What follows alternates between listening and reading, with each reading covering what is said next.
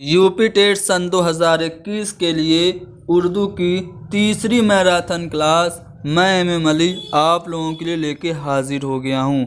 इसमें हम लोग उर्दू के कुछ अहम सवालात को डिस्कस करेंगे जो कि यूपी टेट के लिए बहुत ही ज़्यादा इम्पोर्टेंट होगा। इसके अलावा 2 और मैराथन क्लासेस मैंने आप लोगों को दस्तयाब करा दी हैं जिसकी लिंक डिस्क्रिप्शन में है। अगर आप लोग ने हमारे वो वीडियो नहीं देखी तो मैं आपको सजेस्ट करूंगा कि ज़रूर देखिए। इसके अलावा 2 और मैराथन क्लासेस भी आने वाली हैं, यानी कि पिछली 2, एक ये और आने वाली 2, ये टोटल 5 मैराथन क्लासेस जो कि प्रत्येक 1 से 1.5 घंटे की होंगी। ये 5 मैराथन क्लासेस आपको यूपी टेट में 30 में से 30 नंबर दिलाने में काफ़ी मददगार साबित होंगी। तो आप लोग इन सभी मैराथन क्लासेस को ज़रूर देखें और हमारे इस वीडियो को लाइक करें, शेयर करें। आप लोग शेयर नहीं करते हैं, शेयर करें। हर एक उर्दू के तालिबे इल्म तक जो कि टेट की तैयारी कर रहा है हमारी ये वीडियोस पहुंच जानी चाहिए। तो चलिए शुरू करते हैं। आज का हमारा पहला सवाल काजर की दास्तान की खुसूसियात इनमें से कौन सी नहीं है, नहीं पूछा जा रहा है। तो दास्तान की खुसूसियात क्या होती है आपको पहले पता होना चाहिए। दास्तान में क्या होता है, राजा महाराजा शहजादा परियों की कहानी, जिन्नात की कहानी होती है, जादू और सिहर होता है। दास्तान बहुत लंबी होती है, ठीक है। तो इससे हमें क्या पता चला कि दास्तान की खुसूसियात ये है कि इसमें आला तबका की अक्कासी होती है, इसमें माफ़ौकुल फितरत अनासिर होते हैं और दास्तान लंबी होती है। इसलिए हम कह सकते हैं कि हकीकत की अक्कासी ये दास्तान की खुसूसियात में शामिल नहीं है। इसलिए हमारा पहला वाला ऑप्शन सही जवाब होगा। अगला सवाल कि फसाने अजायब क्या है। दास्तान ड्रामा, अफसाना या फिर इंशाइया। फसाने अजायब तसनीफ़ किसकी है, रजब अली बेग सुरूर की है। फसाने अजायब किस शहर में लिखी गई, आपको कमेंट करके बताना है। ये सवाल सन 2016 टीजीटी में पूछा गया है कि फसाने अजायब जो किताब है किस शहर में लिखी गई। चलिए, तो फसाने अजायब ये है क्या, तो ये दास्तान है रजब अली बेग सुरूर की। अगला सवाल कि अमीर हमजा क्या है, तो ये भी दास्तान है, ठीक है। आसान सा सवाल है। चलिए आगे बढ़ते हैं। गज़ल में अगर मतला जैसा ही दूसरा शेर आ जाए तो उसे क्या कहते हैं। इसका जवाब बताने से पहले मैं आपको कुछ अहम जो शेरी इस्तिलाहात हैं उनके बारे में आपको बता देता हूँ, यानी कि मतला क्या होता है सबसे पहले आप जान जाइए। तो मतला के लोग भी माने हैं तुलू होने की जगह, मगर शायरी की इस्तिलाह में गज़ल या कसीदे के पहले शेर को मतला कहा जाता है। मतला के दोनों मिसरे यानी पहला और दूसरा जो मिसरा होता है वो हम काफिया और हम रदीफ़ होता है, यानी दोनों मिसरे में काफिया भी होता है और रदीफ़ भी होता है। जैसे हसरत की गज़ल का एक शेर है जिसको आप मतला कह सकते हैं कि रोशन जमाल यार से अंजुमन तमाम, दहका हुआ है आतिश गुल से चमन तमाम। तो ये आपका मतला की मिसाल हो गई। अब हुस्ने मतला क्या होता है, यही आपसे सवाल में भी पूछा गया है। तो गज़ल में और इसी तरह नात मनकबत वगैरह में भी मतला अव्वल के बाद फ़ौरन जो मतला आता है उसे हम लोग हुस्ने मतला कहते हैं, ठीक है। कभी कभी गज़ल में हुस्ने मतला के बाद भी मतला के अशआर आते रहते हैं जिन्हें हम लोग मतला सानी, मतला सालिस, मतला राबे कहते रहते हैं। यानी कि गज़ल शुरू हुई, पहला शेर जो कि मतला हो गया। अब पहले ही शेर की तरह दूसरा शेर भी अगर हम काफिया और हम रदीफ़ रहे तो उसको हम लोग हुस्ने मतला कहेंगे। हुस्ने मतला भी जान लिया। अब मक़ता क्या होता है, तो गज़ल का वो शेर खुसूसन आखिरी शेर जिसमें शायर अपना तखल्लुस इस्तेमाल करता है उसे हम लोग मक़ता कहते हैं। जैसे तेरे करम का सज़ावार तो नहीं हसरत, अब आगे तेरी खुशी है जो सरफराज करे। तो यहाँ पे जो हसरत है ये तखल्लुस है और मक़ता में शायर अपना तखल्लुस इस्तेमाल करता है। अब हम बात करेंगे शाह बैत या फिर बैतुल गज़ल की। तो गज़ल का जो सबसे अच्छा और मकबूल तरीन शेर होता है उसे हम लोग बैतुल गज़ल कहते हैं। जैसे मोमिन की एक गज़ल का शेर है कि तुम मेरे पास होते हो गोया जब कोई दूसरा नहीं होता। ये मोमिन की गज़ल का सबसे मशहूर और मकबूल तरीन और सबसे अच्छा शेर है। ये शेर इतना अच्छा है कि मिर्ज़ा गालिब ने इस शेर के मुताल्लिक़ कहा कि इस शेर के बदले मैं अपना पूरा दीवान लुटा सकता हूँ। बताइए, मिर्ज़ा गालिब कह रहे हैं और शेर क्या है, तुम मेरे पास होते हो गोया जब कोई दूसरा नहीं होता। तो यहाँ पे हमने जो शेरी इस्तिलाहात थी उनको हमने जान लिया। अब हम अपने सवाल पे आते हैं। सवाल का जवाब आपको देखते ही मिल जाएगा। गज़ल में अगर मतला ही जैसा दूसरा शेर आ जाए तो उसे हम लोग क्या कहेंगे, हुस्न मतला कहेंगे। आगे बढ़ते हैं। खुदाए सुखन किसे कहा जाता है? तो मीर तकी मीर को खुदाए सुखन कहा जाता है। अब देखिए यहाँ पे मैं आपको कुछ जो मशहूर शायर हैं और उनके जो अलक़ाब हैं वो आपको दिखा देता हूँ, क्योंकि अक्सर यहाँ से सवाल पूछा जाता है। चलिए, हकीमुल उम्मत किसे कहते हैं? अल्लामा इकबाल को। उर्दू का रूमानी शायर किसे कहते हैं? तो अख्तर शीरानी को कहते हैं। उर्दू का हुमर मीर बब्बर अली अनीस, जो कि मर्शिया के बहुत ही मशहूर व मारूफ शायर हैं, उनको कहा जाता है उर्दू का हुमर। शायर शबाब और शायर इनकलाब किसे कहते हैं?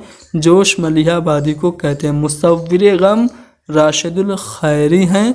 उर्दू का टी.एस. एलियट वली दकनी को कहा जाता है। वली दकनी को, ठीक है, उर्दू का चासर भी कहा जाता है और उर्दू शायरी का बाबा आदम भी वली दकनी को कहा है। किसने? तो मौलाना मोहम्मद हुसैन आज़ाद ने। अवामी शायर किसे कहते हैं? तो नज़ीर अकबर आबादी को। मुर्शिद सियासी अल्लामा इकबाल को, ठीक है। शायर मशरिक और मुर्शिद सियासी और हकीमुल उम्मत, ये तीनों जो अलक़ाब हैं वो अल्लामा इकबाल के हैं, ठीक है। शायर मज़दूर या मज़दूरों के शायर कहे जाते हैं एहसान दानिश, लिसानुल असर अकबर इलाहाबादी को, गालिब शिकन यास यगाना चंगेज़ी को, जदीद गज़ल के इमाम कहे जाते हैं हसरत मोहानी, क्योंकि इन्होंने जदीद गज़ल की बुनियाद डाली। इनको जदीद गज़ल का मुअज्जिद भी कहा जाता है। दबीरुल मुल्क मिर्ज़ा गालिब में। उर्दू ड्रामे का शेक्सपियर आगा हश्र कश्मीरी कहे जाते हैं। बुलबुल हिंद दाग देलवी। उर्दू का टॉलस्टॉय कृष्ण चंद्र को कहा जाता है। शायर इनकलाब मैंने अभी बताया जोश मलिहाबादी। लिसाने कौम है सफ़ी लखनवी। दोस्तों, मैं यहाँ पे सभी शायर और उनके अलकाब क्यों बता रहा हूँ, क्योंकि इससे सवाल हर साल सभी कॉम्पिटिटिव एग्ज़ाम में पूछा जाता है। अभी आगे आप लोग सवाल देखेंगे तो आपको दिखेगा भी। चलिए, आकाए उर्दू मोहम्मद हुसैन आज़ाद हैं। हैवान ज़रीफ़ कहा है हाली ने किसको? मिर्ज़ा असदुल्ला ख़ान गालिब को। चलिए, शायर इस्लाम हफीज़ जालिंदरी हैं। औरतों का सर सैयद डिप्टी नज़ीर अहमद को कहा जाता है, क्योंकि इनकी जो नावलें हुआ करती थी उसमें तालीम निस्वां पे बहुत ही ज़्यादा ज़ोर दिया जाता था, इस्लाह पर ज़ोर दिया जाता था। चलिए, बागी शायर असदुल्ला ख़ान हैं। अब हम आते हैं अपने अगले सवाल पे, ठीक है। अगले सवाल पे आते हैं। चलिए, अगला सवाल क्या है? मीर के ज़माने में आगरा शहर का नाम क्या था? अकबराबाद था, ठीक है। चलिए, कसीदा का जो पहला जुज़ होता है उसको हम लोग क्या कहते हैं? कसीदा के जो अज़्ज़ाए तरकीबियाँ कितने हैं? 5 हैं। तशबीब, गुरेज़, मदह, दुआ और मुद्दुआ, ये 5 हैं, ठीक है। मैं लिख दे रहा हूँ तशबीब, यहाँ पे मैं लिख दे रहा हूँ, ये पहला है, ठीक है। एक सेकेंड में इसको छोटा कर लेता हूँ। ये पहला है तशबीब, गुरेज़ ये दूसरा है, उसके बाद मदह है, उसके बाद दुआ, फिर मुद्दुआ, ठीक। तो यहाँ पे जो तशबीब हो जाएगा पहला आपका, जो दूसरा वाला ऑप्शन है वो कसीदे का पहला जुज़ होगा। सर सैयद अहमद ख़ान ने कौन सा अखबार निकाला था? तो तहज़ीबुल अखलाक जो अखबार निकाला था वो सर सैयद अहमद ख़ान ने निकाला था। अल हिलाल, अल बलाग, ये रिसाले किसने निकाले थे? तो मौलाना अबुल कलाम आज़ाद ने निकाले थे। मौलाना अबुल कलाम आज़ाद के खतूत का मजमुआ भी है जिसका नाम है गुबारे खातिर। चलिए आगे बढ़ते हैं और अगले सवाल पे। मानवीय एतबार से शायर की कौन सी सिन्फ का हर शेर अपनी जगह इकाई की हैसियत रखता है? मसनवी, कसीदा, गज़ल या फिर नज़म? तो गज़ल का हर शेर अपने आप में इकाई की अहमियत रखता है, यानी कि 2 ही मिसरे में शायर अपनी पूरी बात कह देता है। ठीक है, 2 ही मिसरे में शायर क्या कहता है?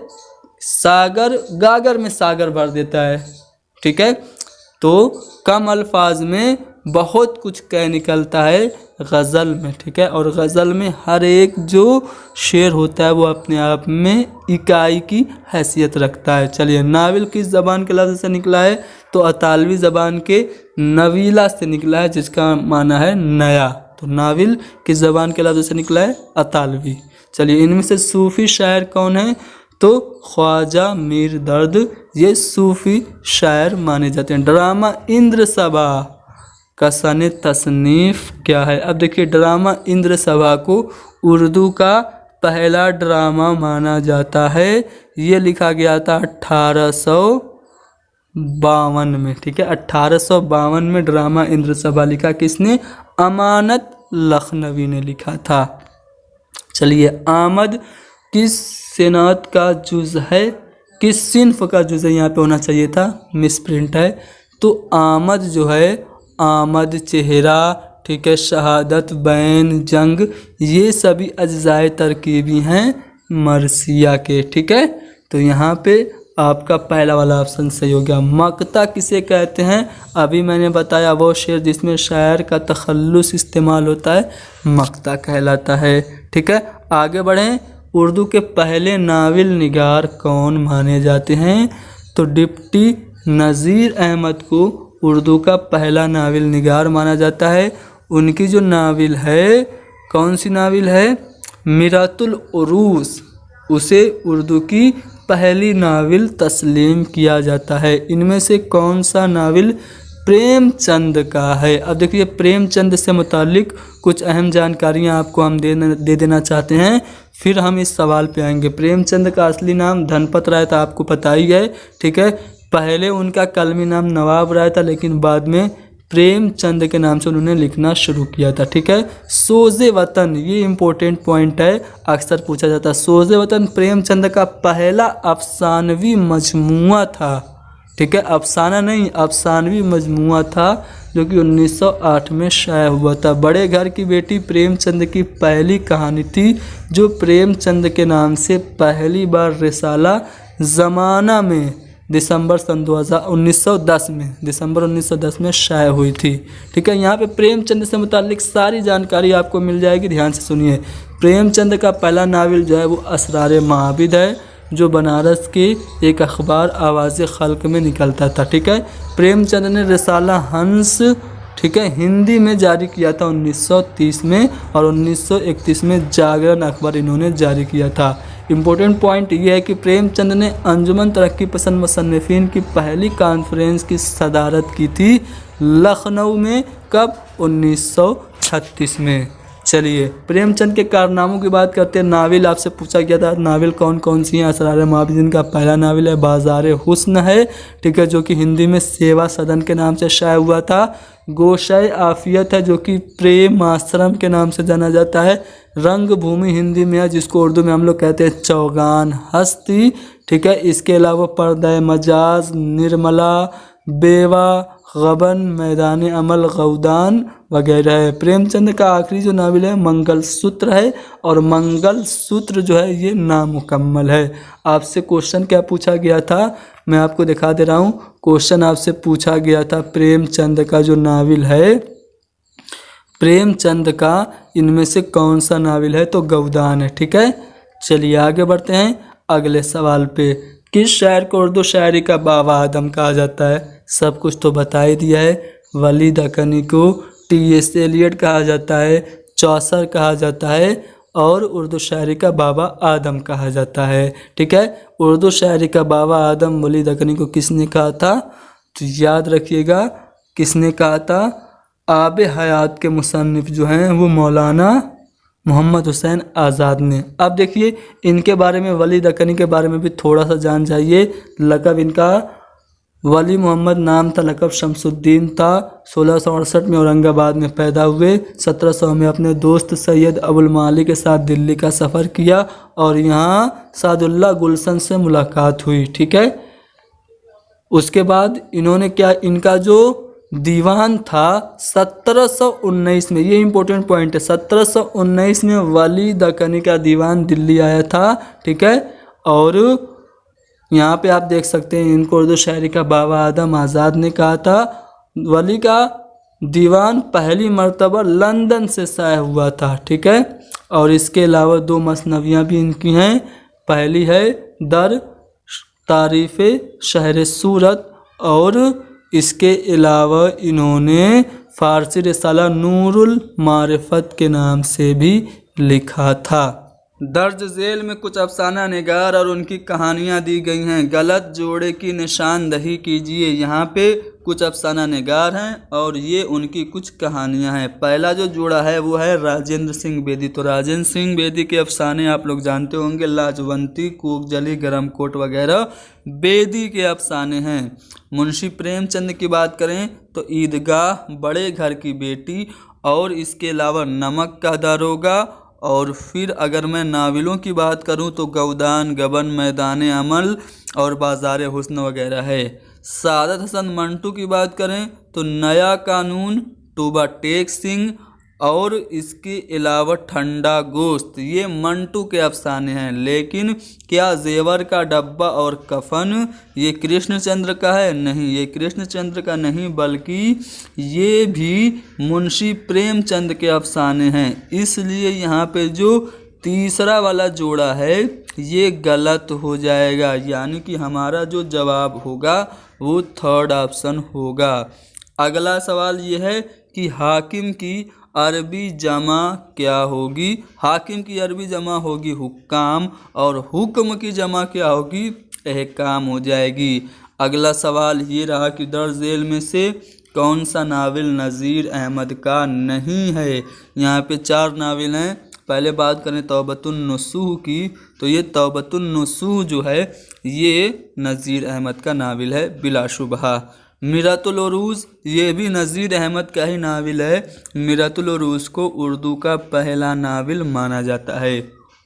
इब्नुल वक्त ये भी नज़ीर अहमद का नावल है। इसके अलावा अयामा भी नज़ीर अहमद का ही नावल है। लेकिन फसाने आज़ाद ये नज़ीर अहमद का नहीं बल्कि पंडित रतननाथ शरशार का है। इसलिए हमारा जवाब दूसरा वाला ऑप्शन हो जाएगा। अगला सवाल यह है कि कवायद की तालीम में किन बातों का इल्म ज़रूरी है? ग्रामर की टीचिंग में क्या चीज़ें ज़रूरी हैं? तो यहाँ पे अगर आप लोग देखें तो इल्म हिज्जा यानी कि स्पेलिंग की जानकारी आपको पता होनी चाहिए, और इल्म सर्फ़ नहव का भी इल्म आपको होना चाहिए ग्रामर पढ़ाने के लिए। यानी कि अलिफ और जीम जो होगा, ये दोनों जो चीज़ें हैं वो कवायद की तालीम के लिए ज़रूरी हैं। इसलिए यहाँ पे दूसरा वाला ऑप्शन हमारा सही हो गया। यहाँ पे पेडागोजी के भी कुछ सवाल शामिल किए गए हैं। क्यों? क्योंकि यूपी टेट में उर्दू पेडागोजी के भी 1 या 2 सवाल, कभी कभार 3-4 सवाल देखने को मिलते हैं। अगला सवाल यह कि मारिफत लफ्ज़ की अरबी जमा क्या होगी? तो मारिफत यानी कि पहचान जो होता है, तो मारिफत लफ्ज़ की अरबी जमा होगी मारिफ। ठीक है, एक रिसाला उर्दू में निकलता है मारिफ के नाम से। कहाँ से निकलता है ज़रा कमेंट करके बताइए, ज़रा देखें कितने लोगों को पता है रिसाला मारिफ कहाँ से निकलता है। चलिए आगे बढ़ते हैं अगले सवाल पे। अगला सवाल यह कि उर्दू ब्रज भाषा से निकली है, ये नज़रिया किसका है? कितनी बार बताया है भाई?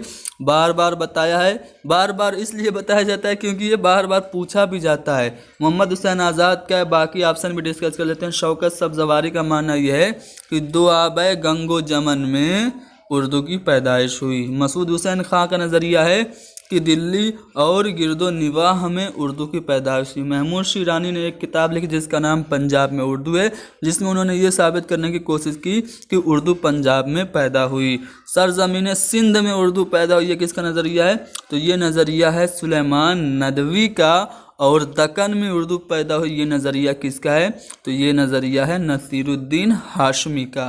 तो यहाँ पे नज़रियात से एक सवाल या दो सवाल पूछे जाते हैं, तो इसीलिए बार बार ये सवालात आपके सामने आते हैं ताकि आपका रिवीजन हो जाए, और ये सवाल अगर आ जाए तो इसमें गलती के कोई भी इम्कानात न रहें। उर्दू की पहली नसरी किताब कौन सी है? उर्दू की पहली जो नसरी किताब है वो सबरस है। इसके जो मुसन्निफ़ हैं वो मुल्ला वजही हैं।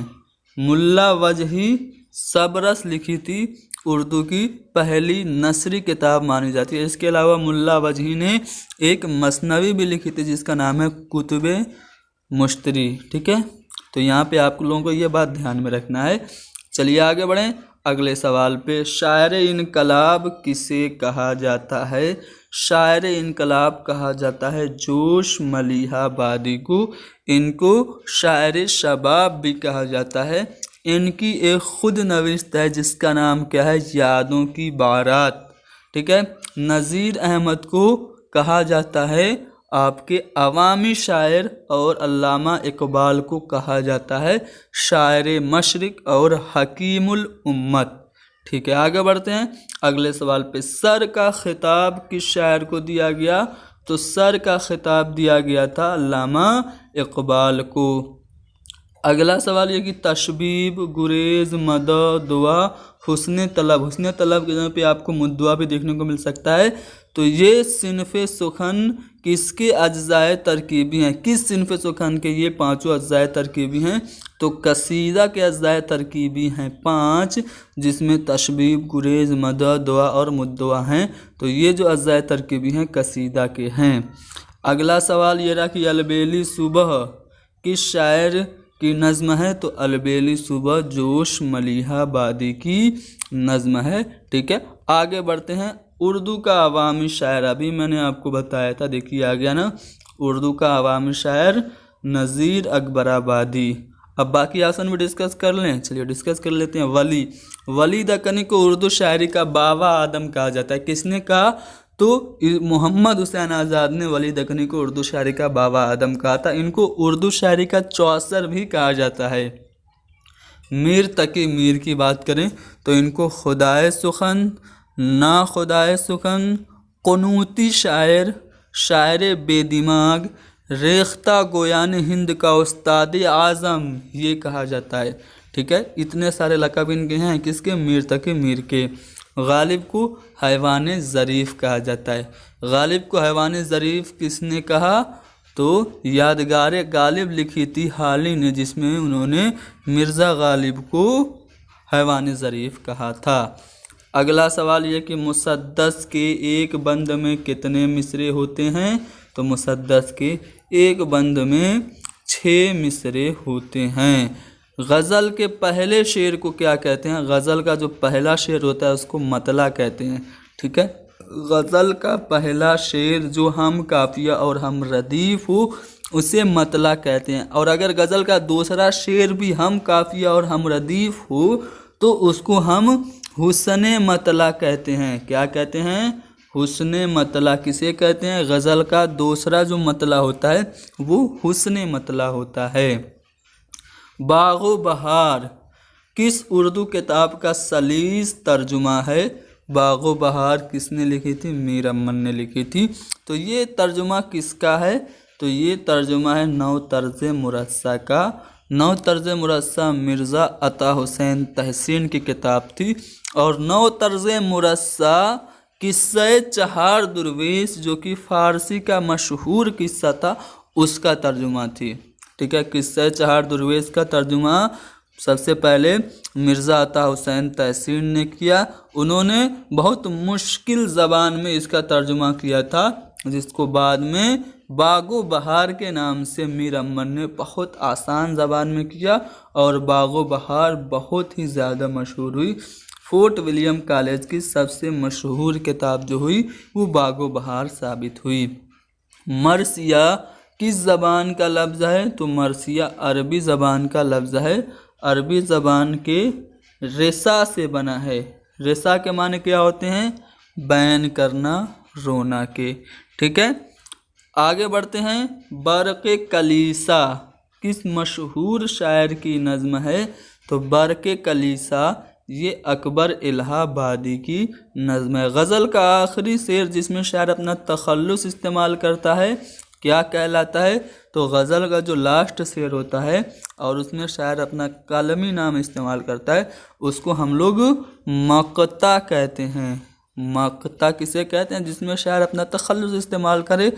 जैसे मीर इन नीम बाज आँखों में सारी मस्ती शराब की सी है। तो यहाँ पे मीर तक के मीर ने अपना नाम इस्तेमाल किया ना, तो ये हो गया आपका मक़ता। ठीक है, बना है सह का मसाहिब फिरे है इतराता, वगरना शहर में गालिब की आबरू क्या थी। तो यहाँ पे गालिब आपका आ गया, तो ये भी क्या है? मक़ता है। ठीक है, आगे बढ़ते हैं अगले सवाल पे। मिर्ज़ा सलामत अली दबीर कहाँ पैदा हुए? तो सलामत अली दबीर बहुत ही मशहूर शायर मरसिया निगार जो कि पैदा हुए थे दिल्ली में। ठीक है, मीर अनीस फैज़ाबाद में पैदा हुए थे, ये आपको ध्यान में रखना है। यहाँ पे 4 लफ्ज़ हैं, कौन सा लफ्ज़ मुअन्नस है? तो चारों लफ्ज़ों को हम क्या करते हैं? जुमलों में इस्तेमाल कर लेते हैं। तो यहाँ पे अगर हम जिक्र की बात करते हैं तो क्या लिखते हैं? जिक्र होता है लिखते हैं या फिर जिक्र होती है लिखते हैं? तो हम लिखते हैं जिक्र होता है। दवा का असर होता है कि होती है? तो असर होता है, तो ये भी मुज़क्कर है। दर्द होती है कि होता है? दर्द होता है, तो ये भी मुज़क्कर। लेकिन फ़िक्र की बात करें तो फ़िक्र क्या होता है? होता है कि होती है? तो फ़िक्र होती है, तो ये फ़िक्र आपका मुअन्नस हो गया। बाकी ये तीनों जो हैं वो मुज़क्कर हैं। तो हमारा जवाब होगा चौथा वाला ऑप्शन। मसनवी के सिन्फ में कौन शोरा शोहरत रखते हैं? यहाँ पे कुछ शायरों के जोड़े दिए गए हैं। मीर अनीस और मिर्ज़ा दबीर किस लिए मशहूर हैं? तो ये दोनों मरसिया के लिए मशहूर हैं। मीर अनीस को शायरी का, उर्दू शायरी का होमर कहा जाता है। ठीक है, मीर अनीस और मिर्ज़ा दबीर ये किस लिए मशहूर हो गए? ये दोनों मशहूर हो गए मरसिया के लिए। मीर हसन और पंडित दयाशंकर नसीम ये दोनों किस लिए शोहरत रखते हैं? तो ये मसनवी के लिए मशहूर है। मीर हसन की मसनवी है सहरुल बयान और पंडित दयाशंकर नसीम की मसनवी है गुलजार नसीम। तो ये दोनों जो हैं वो मसनवी के लिए मशहूर हैं। मीर और गालिब जानते हैं आप लोग गज़ल के लिए, सौदा और ज़ौक़ कसीदा के लिए। तो हमारा जवाब जो होगा वो दूसरा वाला ऑप्शन होगा। अब यहाँ पे ये दोनों सवाल हैं, इन दोनों सवालात के जवाब के लिए हमको पैसेज पढ़ना पड़ेगा। लेकिन इसमें एक जो सवाल है मुहावरे का है, इसको बिना पैसेज की मदद से ही हल किया जा सकता है। बाग बाग होने का क्या मतलब है? तो बाग बाग होना मुहावरा है जिसका मतलब है खुश होना। तो यहाँ पे चौथा वाला ऑप्शन है। बैरन के क्या मानी है? तो चलिए ये पैसेज मैं आपको दिखा देता हूँ। ये पैसेज लिया गया है बागो बहार से। इसमें कहा जा रहा है, एक दिन वह बहन जो बजाय वालिद के मेरी खातिर रखती थी कहने लगी, ऐ बैरन तू मेरी आंखों की पुतली और बाप की मुई मिट्टी की निशानी है। तो यहाँ पे बहन कह रही है ऐ बैरन, यानी कि यहाँ पे बहन अपने भाई से कह रही है। तो यहाँ पे बैरन का मतलब क्या होगा? क्या भाई होगा, दोस्त, आशिक या फिर बेटा? तो बैरन का मतलब यहाँ पे भाई होगा। देखिए यहाँ पे मैंने पैसेज को क्यों शामिल किया, क्योंकि पैसेज भी पूछा जाता है यूपी टेट में, और ये यूपी टेट में पूछा गया पैसेज है। चलिए यहाँ पे कुछ मुसन्निफीन और उनके किताबों के नाम दिए गए हैं। सही जोड़े की आपको निशानदही करनी है। हाली अल्ताफ़ हुसैन हाली की किताब क्या है? मुक़द्दमा शेरो शायरी है। और इसके अलावा इन्होंने 3 सवाने हयात भी लिखी थी। यादगार गालिब मिर्ज़ा गालिब की सवाने हयात हाली ने लिखी। ठीक है, हयात सादी शेख सादी की सवाने हयात हाली ने लिखी। और इन्होंने हयात जावेद लिखी थी। अब हयात जावेद किसकी सवाने हयात है? तो सर सैयद अहमद खां की सवाने हयात है हयात जावेद जो कि हाल ही ने लिखी, और इनकी किताब तनकीदी किताब है, मुकद्दमा है शेर व शायरी, लेकिन यहाँ पे इब्नुल वक्त दिया गया है, तो इसलिए ये वाला जो जोड़ा है वो गलत है। क्यों? क्योंकि इब्नुल वक्त जो है ये नज़ीर अहमद की एक नावल का नाम है। अब फसान आज़ाद की बात करें तो फसान आज़ाद ये पंडित रतन नाथ शरशार की तसनीफ़ है, प्रेमचंद की नहीं है। शिबली नोमानी की तसनीफ़ की बात करें तो सीरतुन नबी, शेरुल अजम, अल मामून, अल फारूक वगैरह है। मुकद्दमा शेर व शायरी ये शिबली की नहीं बल्कि हाली की है। तो यहाँ पे कौन कौन से जोड़े गलत हो गए? पहला गलत हो गया, ठीक है, तीसरा गलत हो गया, चौथा भी गलत हो गया। तो सही कौन सा हुआ? मोहम्मद हुसैन आज़ाद की किताब है आब हयात जो कि 1880 में लिखी गई। इसमें शोरा के तज़किरे हैं, उर्दू शायरों के तज़किरे मोहम्मद हुसैन आज़ाद की किताब में। इसके अलावा नरंगे ख्याल और सुखनदान फ़ारस भी मोहम्मद हुसैन आज़ाद की ही तसनीफ़ है। दर्ज झेल में कौन सा अफसाना प्रेमचंद का नहीं है? कफन 24 घंटे के वाक़यात पर मबनी प्रेमचंद का शाहकार अफसाना है। गिल्ली डंडा और नमक का दारोगा ये दोनों भी प्रेमचंद के ही अफसाने, लेकिन गरम कोट ये बेदी का अफसाना है, ठीक है, प्रेमचंद का नहीं है। इसलिए हमारा जवाब जो होगा वो दूसरा वाला ऑप्शन होगा। अगला सवाल ये कि आज़ादी लफ्ज़ का सही मुतज़ाद क्या होगा? आज़ादी का उल्टा होगा गुलामी, ठीक है। गुबार खातिर किसके खतूत का मजमुआ है? तो गुबार खातिर खतूत का मजमुआ है मौलाना अबुल कलाम आज़ाद के, जो कि first education minister of India थे। इन्होंने गुबार खातिर के जो खतूत लिखे थे वो किसके लिए लिखे थे? मैंने बताया था पिछली जो हमारी हुई थी क्लास मैराथन, उसमें हबीबुर रहमान शेरवानी को, ठीक है, हबीबुर रहमान शेरवानी को गुबार खातिर के खतूत लिखे गए थे। तो इसलिए यहाँ पे हमारा पहला वाला ऑप्शन अबुल कलाम आज़ाद ये इनके खतूत का मजमुआ है गुबार खातिर। आगे बढ़ते हैं अगले सवाल पे। ये भी पेडागोजी का सवाल है। दर्ज के जुमले पर गौर कीजिए और बताइए कि तरीक़े तदरीस को दिलचस्प और मौसर बनाने के लिए कौन सा तरीका कारगर होगा। तरीक़े तदरीस को यानी कि टीचिंग को इफ़ेक्टिव बनाने के लिए हमें क्या करना चाहिए? आसान से मुश्किल की तरफ जाना चाहिए, यानी कि फ्रॉम इजी टू कम्प्लेक्स जाना चाहिए, फ्रॉम सिंपल टू कम्प्लेक्स जाना चाहिए, बिल्कुल जाना चाहिए। यानी कि ये जो है दिलचस्प बनाने के लिए अच्छा तरीका है। गैर महसूस से महसूस की तरफ जाना चाहिए, नहीं, हमें महसूस से गैर महसूस की ओर जाना चाहिए। जुज़ से कुल की तरफ जाना चाहिए, नहीं, कुल पहले पढ़ाना चाहिए फिर उसका पार्ट बताना चाहिए, तो ये दोनों तो नहीं होगा। मालूम से ना मालूम की तरफ जाना चाहिए, यानी कि फ्रॉम नोन टू अननोन जाना चाहिए, जी हाँ ये जाना चाहिए। तो यहाँ पे अलिफ और दाल जो होगा ये दोनों ऑप्शन जो होंगे वो तरीक़े तदरीस को दिलचस्प और मौसर बनाने के लिए कारगर होंगे। तो इसलिए हमारा जो कूट में ऑप्शन होगा वो पहला वाला होगा, अलिफ और दाल, ये सही हो जाएगा। पूछा ये जा रहा है कि दर्ज झेल में से किसका ताल्लुक फोर्ट विलियम कॉलेज से नहीं है। दोस्तों फोर्ट विलियम कॉलेज की स्थापना कब हुई और इसके प्रिंसिपल कौन थे, ये सभी बातें भी हमसे पूछी जा सकती है। तो मैं आपको बता दूं कि फोर्ट विलियम कॉलेज की स्थापना सन 1800 ईस्वी में कलकत्ता में हुई। इसके जो प्रिंसिपल थे वो जॉन गिलक्रिस्ट थे। जॉन गिलक्रिस्ट ने क्या किया, जो हिंदुस्तान के अहम और फेमस मुसन्निफीन थे उनको इकट्ठा किया, जैसे मीर अमन को, मीर शेर अली अफसोस को, काजिम अली जवां को, मजहर अली खां विला को, निहाल चंद लाहौरी और मीर बहादुर अली हुसैनी को, और इनको जमा करके उस वक्त की मशहूर और मायानाज किताबों का आसान उर्दू ज़बान में तर्जुमा कराया। इसी ज़िम्न में मीर अमन ने किस्सा चहार दुर्वेश का आसान उर्दू ज़बान में तर्जुमा बागो बहार के नाम से किया। और इसके अलावा मीर शेर अली अफसोस ने शेख सादी की गुलिस्तान सादी का आसान उर्दू ज़बान में तर्जुमा बाग़ उर्दू के नाम से किया। ऐसे ही बहुत सारी किताबें आसान उर्दू ज़बान में तर्जुमा की गई फोर्ट विलियम कॉलेज के ज़ेरे साया। तो फोर्ट विलियम कॉलेज में कौन कौन से मुसन्निफ़ीन थे मैंने आपको बता दिया। उसमें मैंने आपको मज़हर अली ख़ाविला का नाम भी बताया, निहाल चंद लाहौरी का नाम भी बताया, बहादुर अली हुसैनी का नाम भी बताया। जबकि जो चौथा वाला ऑप्शन है इंशाअल्लाह खा इंशा, इनका ताल्लुक़ फोर्ट विलियम कॉलेज से बिल्कुल नहीं है।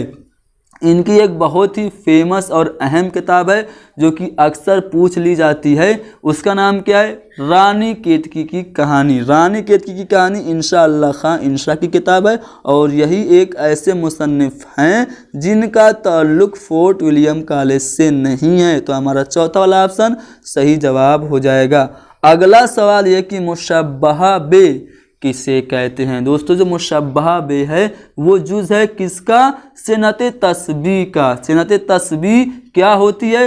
सनअत से रिलेटेड मैंने 3 वीडियोस अपने इसी चैनल पे अपलोड कर दी हैं। अगर आप लोगों ने उन वीडियोस को नहीं देखा है तो आप लोग प्लेलिस्ट में जाइए, यूपी टेट उर्दू के नाम से प्लेलिस्ट होगी, उसमें आप लोग Urdu figures of speech search करिए, उसमें सभी अहम सनअतें आपको मिल जाएंगी और यूपी टेट में पूछे गए पिछले साल सनअत से रिलेटेड सवालात भी मिल जाएंगे। तो अगर आप लोगों ने वो वीडियो देखी होगी तो आप लोगों को पता होगा कि जो सनअत तशबीह होता है उसमें किसी एक चीज़ का दूसरी चीज़ से कंपैरिजन किया जाता है। जैसे कहा जाता है कि नाजुकी उसके लब की क्या कहिए, पंखुड़ी एक गुलाब की सी है, यानी कि होठों की तुलना गुलाब की पंखुड़ी से की जा रही थी।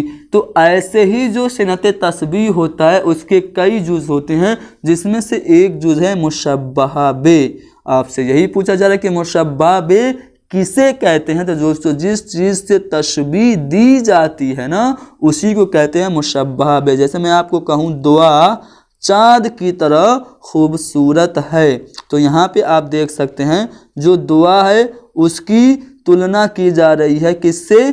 चाँद से। तो यहाँ पे जो चाँद है इसी से तशबीह दी जा रही है ना, तो ये जो चाँद होगा आपका मुशब्बहा बे हो जाएगा। उम्मीद करता हूँ समझ में आ गया होगा मुशब्बहा बे किसे कहते हैं। जिस चीज़ से तशबीह दी जाती है उसी को मुशब्बहा बे कहते हैं।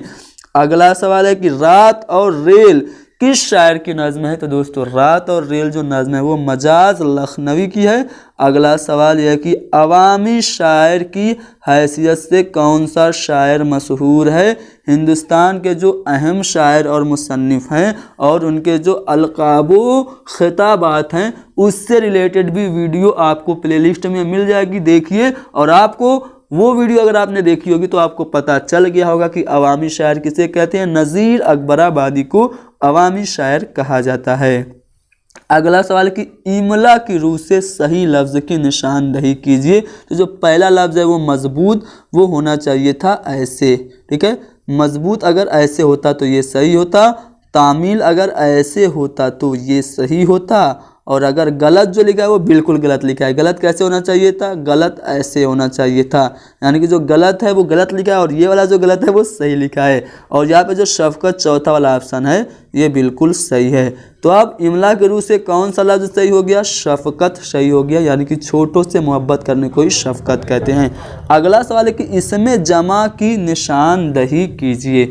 दोस्तों इसमें जमा क्या होता है? अंग्रेजी में आपको बताऊं तो आप लोग पा जाएंगे, इसको हम लोग कहते हैं कलेक्टिव नाउन, ठीक है। तो इसमें जमा क्या अशजार है? जी नहीं दोस्तों, ये शजर की जमा ज़रूर है लेकिन इसमें जमा नहीं है। क्या अहकाम है? नहीं, ये हुक्म की जमा है लेकिन इसमें जमा नहीं है। मज़ाहिब मज़हब की जमा है लेकिन इसमें जमा नहीं है। तो इसमें जमा क्या हो गया? अंजुमन हो गया, जो कि हमारा इसमें जमा है और यही हमारा जवाब हो जाएगा। अगला सवाल है कि कसीदे के अज़्ज़ाए तरकीबी की तादाद कितनी है? तो कसीदे के जो अज़्ज़ाए तरकीबी हैं वो 5 हैं। अगला सवाल है कि मिन दर्जा झेल में से कौन सा शायर तरक्की पसंद तहरीक से वाबस्ता नहीं है? तो दोस्तों तरक्की पसंद तहरीक, इससे बहुत सारे सवालात देखने को मिलते हैं।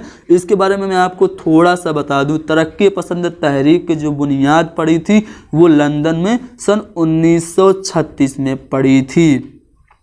किसने की थी? तो कुछ हिंदुस्तानी तालिब इल्म थे, जिनमें सज्जाद ज़हीर और मुल्क राज आनंद का नाम ज़्यादा मशहूर है। इन्होंने ही लंदन में तरक्की पसंद तहरीक की बुनियाद डाली थी। क्यों पड़ी थी तरक्की पसंद तहरीक की? तो उस समय जो उर्दू अदब था उसमें बनावटीपन बहुत ज़्यादा था, जैसे बस इश्क, मासूक, उसके होठों की बात, उसके जुल्फ़ों की बात, यही सब हो रही थी। तो इसलिए इसको दूर करने के लिए सज्जाद ज़हीर और मुल्क राज आनंद ने तरक्की पसंद तहरीक की बुनियाद डाली और उन्होंने अपना जो नारा रखा वो क्या रखा? अदब बराए ज़िंदगी, यानी कि हकीकत पे मबनी चीज़ों पे इन्होंने ज़्यादा बल दिया। और अंजुमन तरक्की पसंद तहरीक की जो पहली कॉन्फ्रेंस हुई थी वो 1936 में लखनऊ में हुई थी। इसकी जो सदारत की थी वो किसने की थी? मुंशी प्रेमचंद ने की थी। तो यहाँ पे आपको पूछा जा रहा है किसका ताल्लुक तरक्की पसंद तहरीक से नहीं है? तो साहिर लुधियानवी, इनका ताल्लुक तरक्की पसंद तहरीक से है। फैज़ अहमद फैज़ इनका भी है, मजरूह सुल्तानपुरी का भी है, लेकिन जो शाद अजीमाबादी हैं इनका ताल्लुक नहीं है तरक्की पसंद तहरीक से। तो यही हमारा सही जवाब हो जाएगा।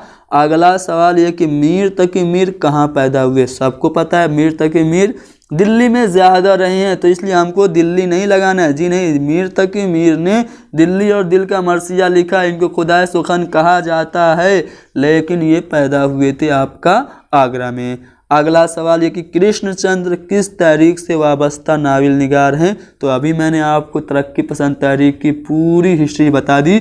तो कृष्णचंद्र जो हैं वो इसी तहरीक से यानी कि तरक्की पसंद तहरीक से वाबस्ता नावल निगार हैं। बहुत अहम अहम नावल उन्होंने लिखी, ठीक है।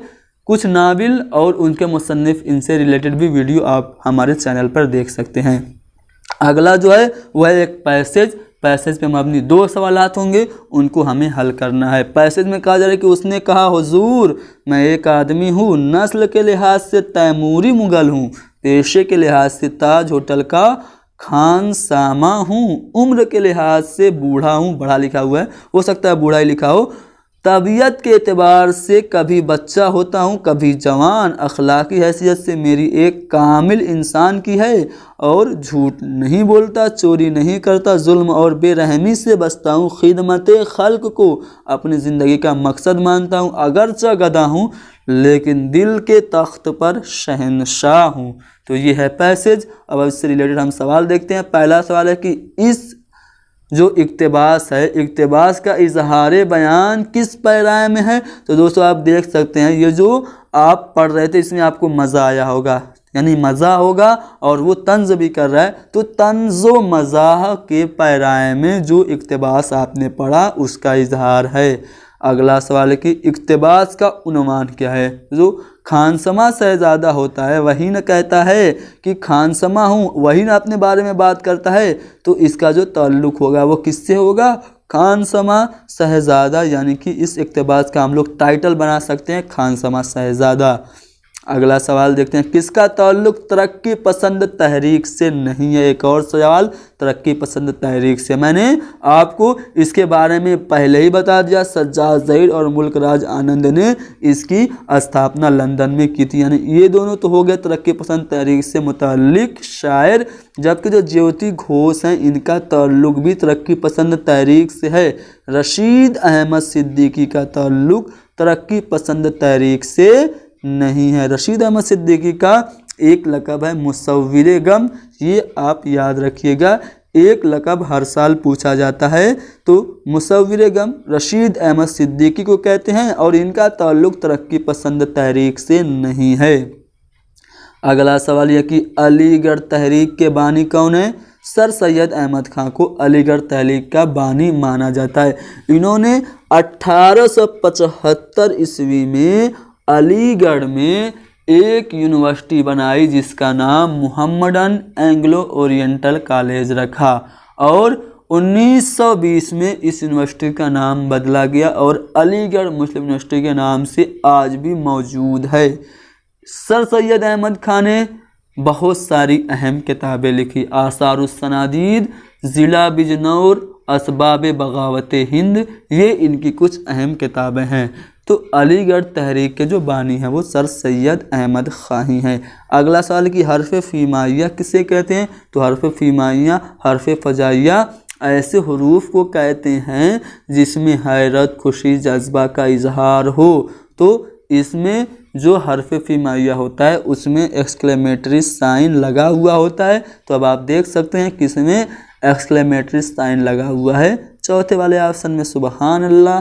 मान लीजिए आपको कोई अच्छी चीज़ नसीब हो गई तो आप कहते हैं सुबहान अल्लाह खुश होके, तो सुबहान अल्लाह जो है वो हर्फ फ़ीमाइया है। अगला सवाल कि शुआए उम्मीद किसकी नज़्म है? तो दोस्तों अल्लामा इकबाल की शायर मशरिक़ इनको कहा जाता है। अल्लामा इकबाल की नज़्म है शुआए उम्मीद। इसके अलावा लेनिन खुदा के हुजूर में, हिमालय भी इनकी कुछ अहम नज़्में हैं। बागे दरा और बाले जिब्रील, ज़रब कलीम इनकी नज़्मों का मजमुआ है।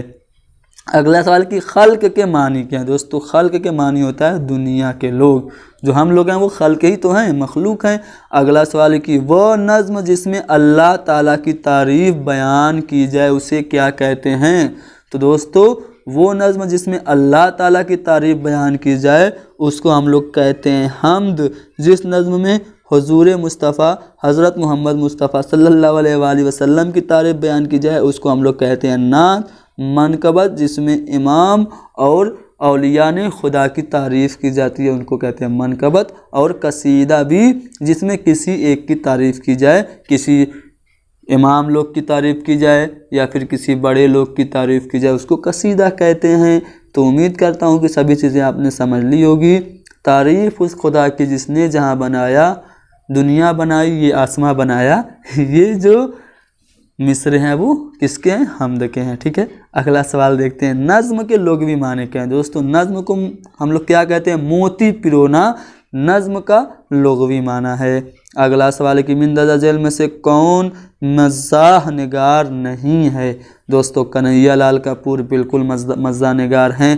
ठीक है, पतरस बुखारी भी हैं और रशीद अहमद सिद्दीकी भी हैं। जबकि जो मुंशी प्रेमचंद हैं ये क्या हैं? अफसाना निगार और नाविल निगार हैं। दोस्तों इनके जो नाविल हैं उसमें गबन, गौदान, ठीक है, मैदान अमल जिसको हिंदी में कर्ब मूवी के नाम से जाना जाता है, सेवा सदन जिसको उर्दू में जाना जाता है, उर्दू में पता नहीं याद नहीं आ रहा है, हाँ बहरहाल।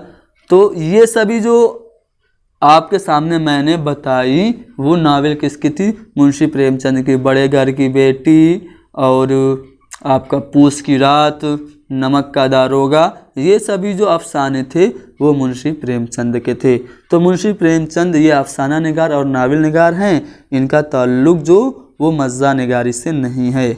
अगला सवाल है कि मिंदरजा झेल में से कौन सा जुज़ कसीदा का नहीं है? तो दोस्तों जो रज़्ज़ है वो आपका इसका जुज़ है, वो आपका मरसिया का जुज़ है। और तशबीब, गुरेज़ और मद्दा ये तीनों कसीदे के जुज़ हैं। कसीदे के कुल कितने जुज़ होते हैं? आपके 5 जुज़ होते हैं।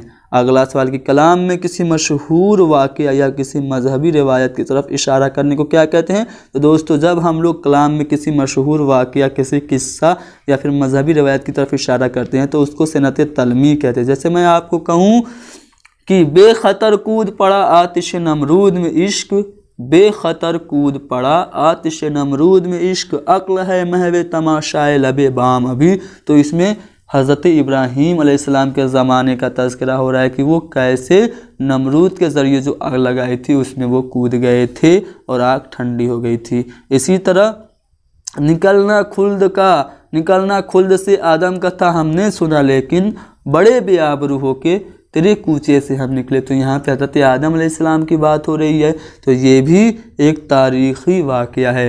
तो इस शेर में भी सनत तलमी है। तो उम्मीद करता हूँ सनत तलमी क्या होता है आपने जान लिया होगा। अगला सवाल देखते हैं मिंदरजा झेल अल्फाज में से इसमें मफ़ऊल की निशानदही कीजिए। दोस्तों इसमें मफ़ऊल क्या होता है? जिस पे काम किया जाए, इसको अंग्रेज़ी में कहते हैं ऑब्जेक्ट। तो कत्ल बिल्कुल इसमें मफ़ऊल नहीं है, कातिल ये इसमें फ़ाइल है, मक्तल भी नहीं है, बल्कि क्या है? मकतूल जो है वो क्या है? इसमें मफ़ऊल है, यानी जिसका कत्ल किया जाए। तो उम्मीद करता हूँ मकतूल क्या है, इसमें मफूल है, आपने जान लिया। अगला सवाल देखते हैं, गुले नगमा किसकी तसनीफ़ है? तो दोस्तों फिराक गोरखपुरी, जिनका नाम रघुपति सहाय है, ठीक है, गोरखपुर में पैदा हुए थे। ये क्या थे? इनको हिंदुस्तान के द्वारा पद्म भूषण भी मिला था। गुले नगमा इनकी नज़्म है। अगला सवाल यह है कि तंज़ियात और मज़हकात के मुसन्निफ़ कौन है? रशीद अहमद सिद्दीकी हैं। इनका जो खिताब है वो क्या है? वो इनका खिताब जो है वो मुसव्विरे गम है। अगला सवाल यह है कि आती हैं इसको देखने मौजे कसा कसा, आती हैं उसको देखने मौजे कसा कसा, साहिल पे बाल खोले नहाती है चांदनी। इस शेर में कौन सी सिनात है? तो दोस्तों जब किसी भी कलाम में किसी चीज़ की इल्लत या वजह वो बताई जाए जो कि असल में ना हो, तो उसको हम लोग हुस्न तालील कहते हैं। इसमें कहा जा रहा है कि आती हैं उसको देखने मौजे कसा कसा, साहिल पे बाल खोले नहाती है चांदनी। यानी कि जो मौजें हैं वो हलकोरे अपना ले रही हैं, तो इसको ये कह रहा है कि जो चांदनी बाल खोले हुए है उसी को ये देखने आ रही है। हालांकि ये बात बिल्कुल नहीं है। शायर क्या कर रहा है? यहाँ पे किसी चीज़ की इल्लत नहीं है, असल वजह वो नहीं है, बल्कि वो वजह बता रहा है। तो इसलिए इसमें क्या हो गई? हुस्न तालील हो गई। जैसे एक शेर है कि प्यासी जो थी सिपाही खुदा 3 रात की, प्यासी जो थी सिपाही खुदा 3 रात की, साहिल पे सर पटकती थी मौजें फुरात की। इस शेर में भी सिनते हुस्न तालील है। अगला सवाल कि सर सैयद अहमद खां की वफ़ात कब हुई थी? तो दोस्तों इनकी जो पैदाइश हुई थी वो 1857 में हुई थी, जब हिंदुस्तान में पहली क्रांति हुई थी, पहला स्वतंत्र संग्राम हुआ था। ठीक है, नहीं सॉरी 1857 में नहीं, शायद मैं दूसरी चीज़ बता रहा हूँ। ठीक है, शिबली नोमानी के शायद उसमें हुई थी।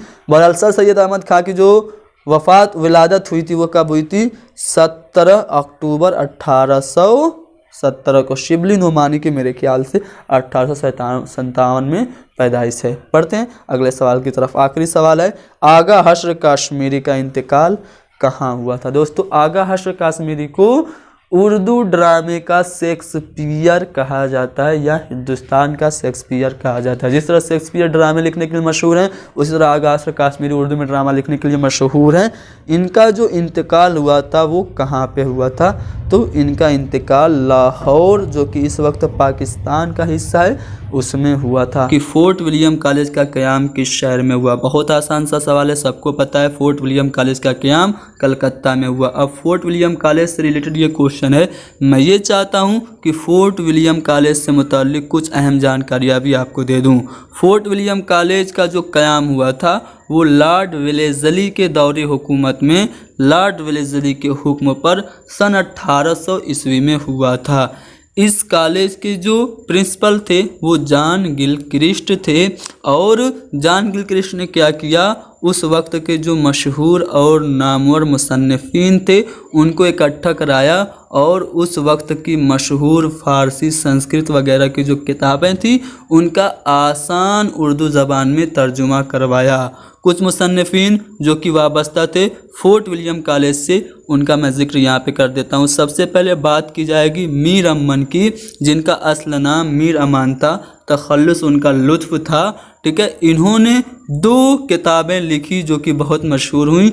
एक थी बागो बहार और दूसरी गंजे खूबी। बागो बहार जो है वो असल में मिर्ज़ा मोहम्मद अता हुसैन तहसीन की फ़ारसी की किताब 9 तर्ज़ मुरस्सा का उर्दू तर्जुमा थी। इसके अलावा गंजे खूबी भी मीर अमन की तसनीफ़ है, जिसको शोहरत मिली, लेकिन बागो बहार को सबसे ज़्यादा शोहरत मिली।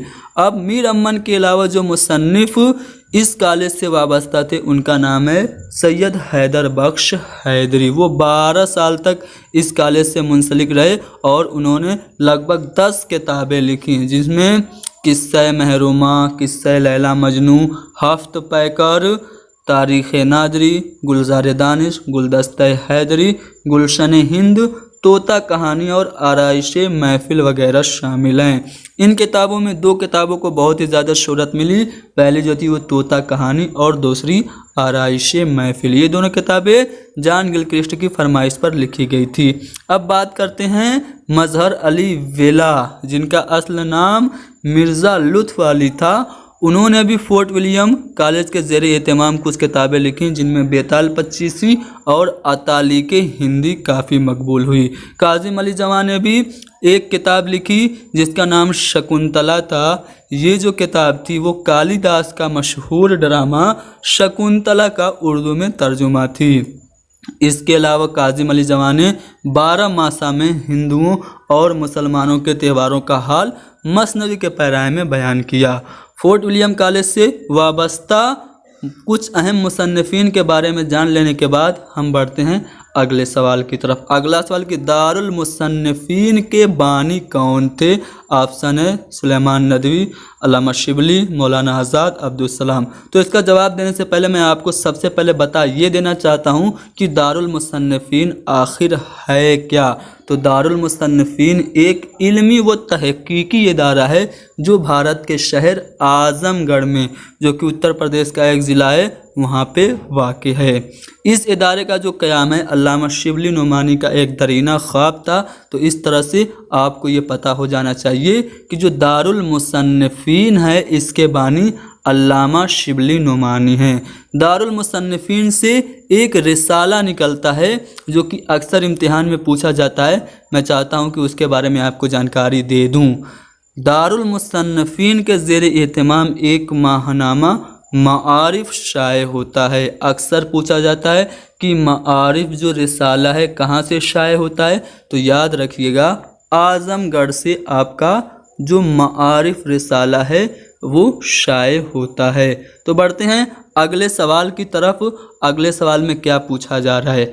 अगले सवाल में पूछा जा रहा है कि वो कौन सा शायर है जिसके यहाँ कौमी नज़में ज़्यादा मिलती हैं। कौमी नज़में महरूम के यहाँ, फ़िराक के यहाँ, रज़ा के यहाँ, चकबस्त के यहाँ किसके यहाँ ज़्यादा मिलती है? तो चकबस्त के यहाँ कौमी नज़में ज़्यादा मिलती हैं। इनका पूरा नाम ब्रिज नारायण चकबस्त था। इनसे मुताल्लिक़ कुछ जानकारी आपको मैं बता दूं। इन्होंने रामायण पर अपनी एक नज़्म लिखी जो कि बहुत ही ज़्यादा मशहूर हुई। एक बहुत ही मशहूर शेर है जिसका एक मिसरा है, मौत क्या है इन अज्जा का परेशान होना, उसके खालिक भी यही हैं। इनकी कुछ नज़में मैं आपको दिखा दूं जिससे आपको पता चलेगा कि ये कौमी नज़में ज़्यादा लिखते थे। रामायण का एक सीन, खाके हिंद, हमारा वतन दिल से प्यारा वतन, दर्दे दिल, वतन का राग, बरसात, मरसिया बाल गंगाधर तिलक का, हुब्बे कौमी, मरसिया गोपाल कृष्ण गोखले और आसिफुद्दौला का इमामबाड़ा लखनऊ। ये सभी जो हैं इनकी नज़में हैं। तो इससे आप अंदाज़ा लगा सकते हैं कि इनकी जो नज़में होती थी कौमी नज़में होती थी। अगला सवाल कि धुआं और नमरूद की खुदाई किस अफसाना निगार के अफसानवी मजमूए हैं? मंटू, बेदी, कृष्णचंद और अली अब्बास हुसैनी ऑप्शन में है। तो धुआं और नमरूद की खुदाई ये अफसानवी मजमूए हैं मंटू के। अब मंटू के बारे में थोड़ा सा जानकारी हासिल कर लेते हैं और इनके कुछ अहम जो अफसाने हैं उनको भी जान लेते हैं।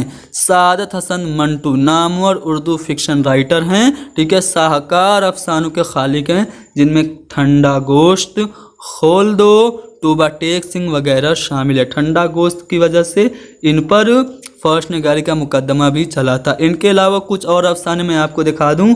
1919 की एक बात, काली शलवार, आर्टिस्ट लोग, आँखें, आखिरी सिलवट, औरत ज़ात, ब्लाउज आम और नया कानून, एक ख़त, अनारकली, औलाद, हतक व लड़की, आमना, उसका पति। ये सभी जो हैं ये अफसाने हैं किसके?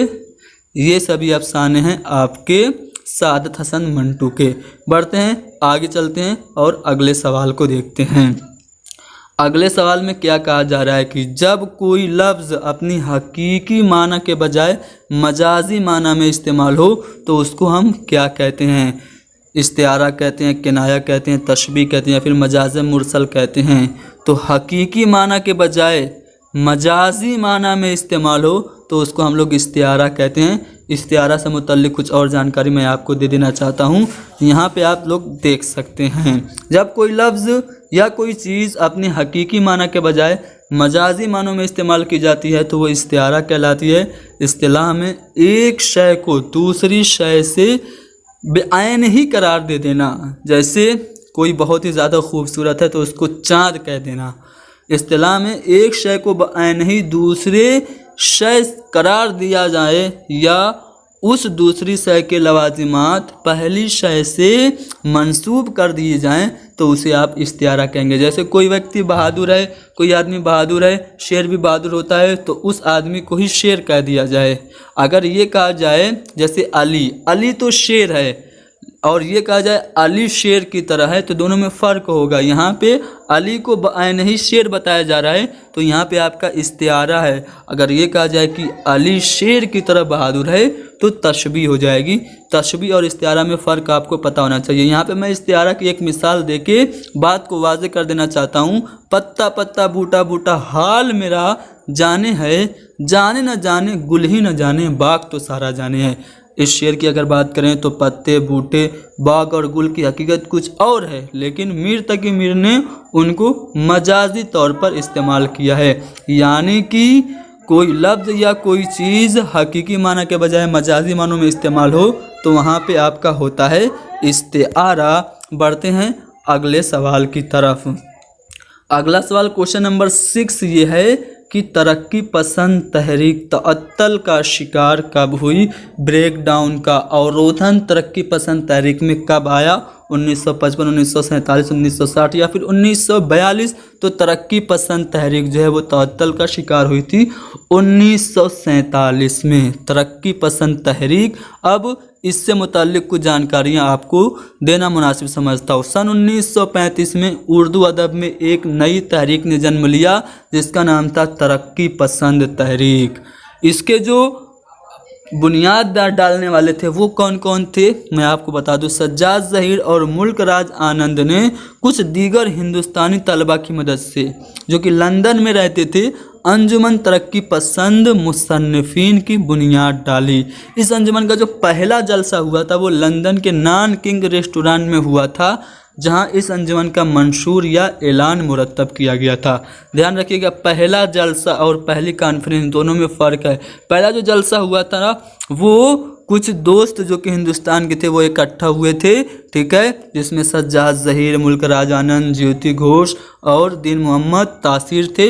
ये लोग शामिल हुए थे और उन्होंने क्या किया था, इस अंजुमन का मंशूर या ऐलान मुरतब किया था। उसके बाद जब ये तरक्की पसंद तहरीक मंजर आम पर आई तो बहुत सारे बड़े बड़े जो अदीब और मुसन्निफीन थे उन्होंने इसका खैर मकदम किया, जिनमें सबसे बड़ा नाम था मुंशी प्रेमचंद का। मुंशी प्रेमचंद ने तरक्की पसंद तहरीक को खुश आमदीद कहा। 1936 में लखनऊ में मुंशी प्रेमचंद की सदारत में पहली कॉन्फ्रेंस हुई अंजुमन तरक्की पसंद तहरीक की। तो अंजुमन तरक्की पसंद मुसन्निफीन की पहली हिंद कॉन्फ्रेंस लखनऊ में हुई, जिसकी सदारत मुंशी प्रेमचंद ने की थी। कब हुई थी? 1936 में। अब इससे वाबस्ता कुछ अहम जो आपके अफसाना निगार हैं उनके बारे में भी जान लीजिए। प्रेमचंद हैं, कृष्णचंद, सादत हसन मंटू, इस्मत चुगताई, राजेंद्र सिंह बेदी, अहमद अली, रशीद जहां और अख्तर हुसैन रायपुरी और ख्वाजा अहमद अब्बास अफसाना निगार हैं तरक्की पसंद तहरीक से वाबस्ता।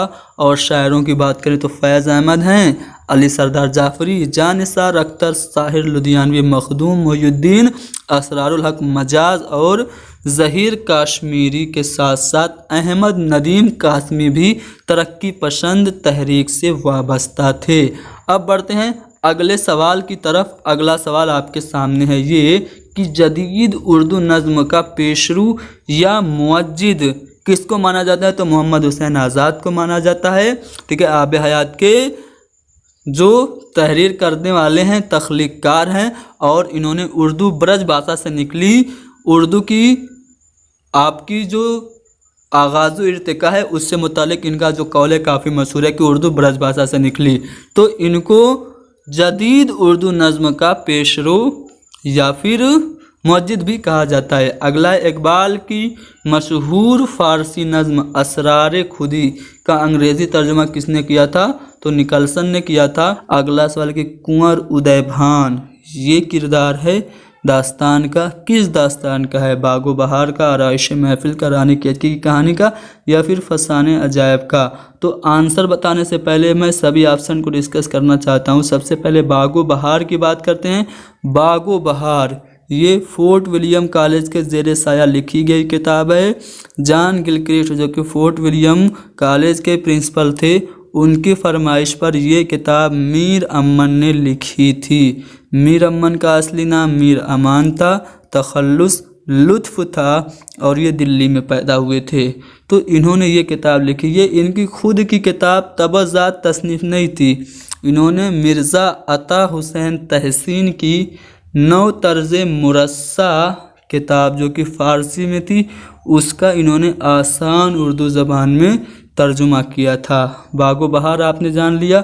अब आराइश महफिल की बात करें तो आराइश महफिल भी लिखी गई फोर्ट विलियम कॉलेज के ज़ेरे साया और इसके जो मुसन्निफ़ हैं वो ख्वाजा हैदर बख्श हैदरी हैं।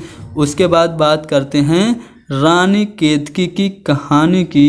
तो रानी केतकी की कहानी ये तसनीफ़ है इंशाअल्लाह खां इंशा की और इसी दास्तान का ही किरदार है आपका कुंवर उदय भान सिंह। तो यहाँ से आपको जवाब भी मिल गया।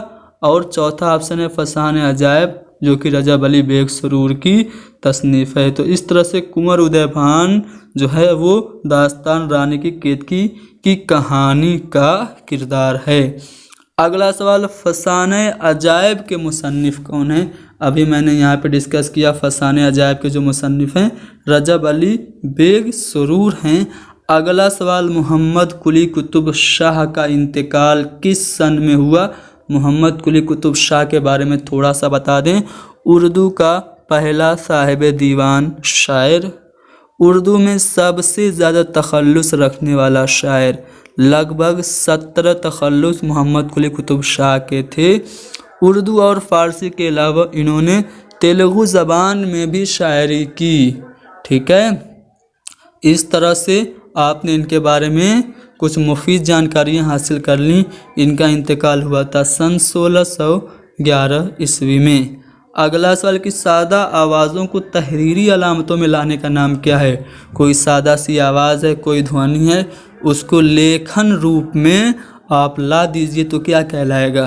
लफ्ज़ कहलाएगा, हर्फ, जुमला या फिर इबारत? तो सादा आवाज़ों को तहरीरी अलामतों में लाने का नाम है हर्फ, इसलिए दूसरा वाला ऑप्शन सही है। अगला सवाल, जिस इस्म में जगह या वक्त के मानी पाए जाएं उस इस्म को क्या कहते हैं? अब देखिए ये ग्रामर का सवाल है, तो याद रखिए उर्दू कवायद से रिलेटेड क्वेश्चन भी आपको टीजीटी में देखने को मिलेंगे। तो जहाँ कहीं पे भी जगह या वक्त के मानी पाई जाएं तो उसको आप कहेंगे इसमें ज़र्फ़, इसलिए आपका पहला वाला ऑप्शन सही है। इसमें ज़र्फ़ भी दो प्रकार का होता है, दो किस्म का। पहला इसमें ज़र्फ़ ज़मान और दूसरा इसमें ज़र्फ़ मकान। अगले सवाल पे चलते हैं। रुबाई में कितने मिसरा होते हैं?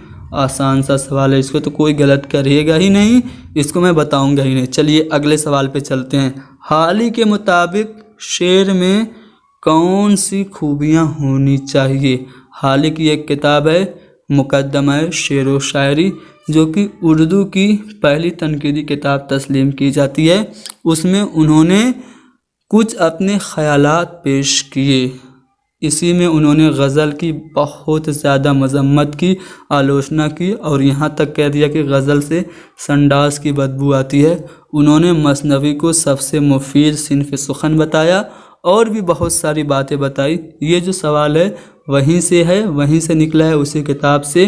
तो बताइए हाली के मुताबिक शेर में कौन सी खूबियाँ होनी चाहिए? ख़याल, कायनात का मुतालिया, वज़न और बहर, रदीफ़ और काफ़िया या फिर सादगी, असलियत और जोश? तो हाली के मुताबिक शेर में सादगी होनी चाहिए, असलियत होनी चाहिए, मा फौकुल फितरत अनासिर नहीं होने चाहिए और जोश होना चाहिए। तो इसलिए आपका डी वाला ऑप्शन सही है। अगला सवाल, मसनवी है गुलजार नसीम, इसके शायर कौन हैं? पंडित दयाशंकर नसीम, मीर हसन, पंडित रतननाथ शरसार या फिर आपका मीर तकी मीर। तो यहाँ पे आपको ध्यान देना है, ये जो मसनवी है गुलजार नसीम पंडित दयाशंकर नसीम की है। इन्होंने अपनी ये मसनवी मीर हसन की मसनवी सेहरुल बयान के मुकाबले में लिखी थी। ये बात भी आप ध्यान में रखिए। अगला सवाल है कि ज़ैल में किस शायर ने बच्चों के लिए सबक आमोज नज़में लिखी, या फिर अल्फाज बदल के ये कहा जाए कि कौन सा शायर है जो कि बच्चों का शायर तस्लीम किया जाता है? तो वो हैं इस्माइल मेरठी। इसीलिए इनको बच्चों का शायर कहा जाता है क्योंकि उन्होंने बच्चों के लिए बहुत सारी नज़में लिखी। अगला सवाल कि आब हयात को मोहम्मद हुसैन आज़ाद ने कितने अदवार में तकसीम किया? 4, 8, 10 या फिर 5? तो याद रखिए 5 दौर में बांटा था आब हयात को मोहम्मद हुसैन आज़ाद ने।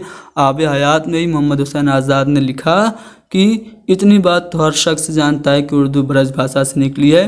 मोहम्मद हुसैन आज़ाद का ही कौल है कि उर्दू में इहाम गोई की जो बुनियाद पड़ी वो हिंदी दोहों की वजह से पड़ी। तो ये सभी जानकारियां भी आपने हासिल कर ली।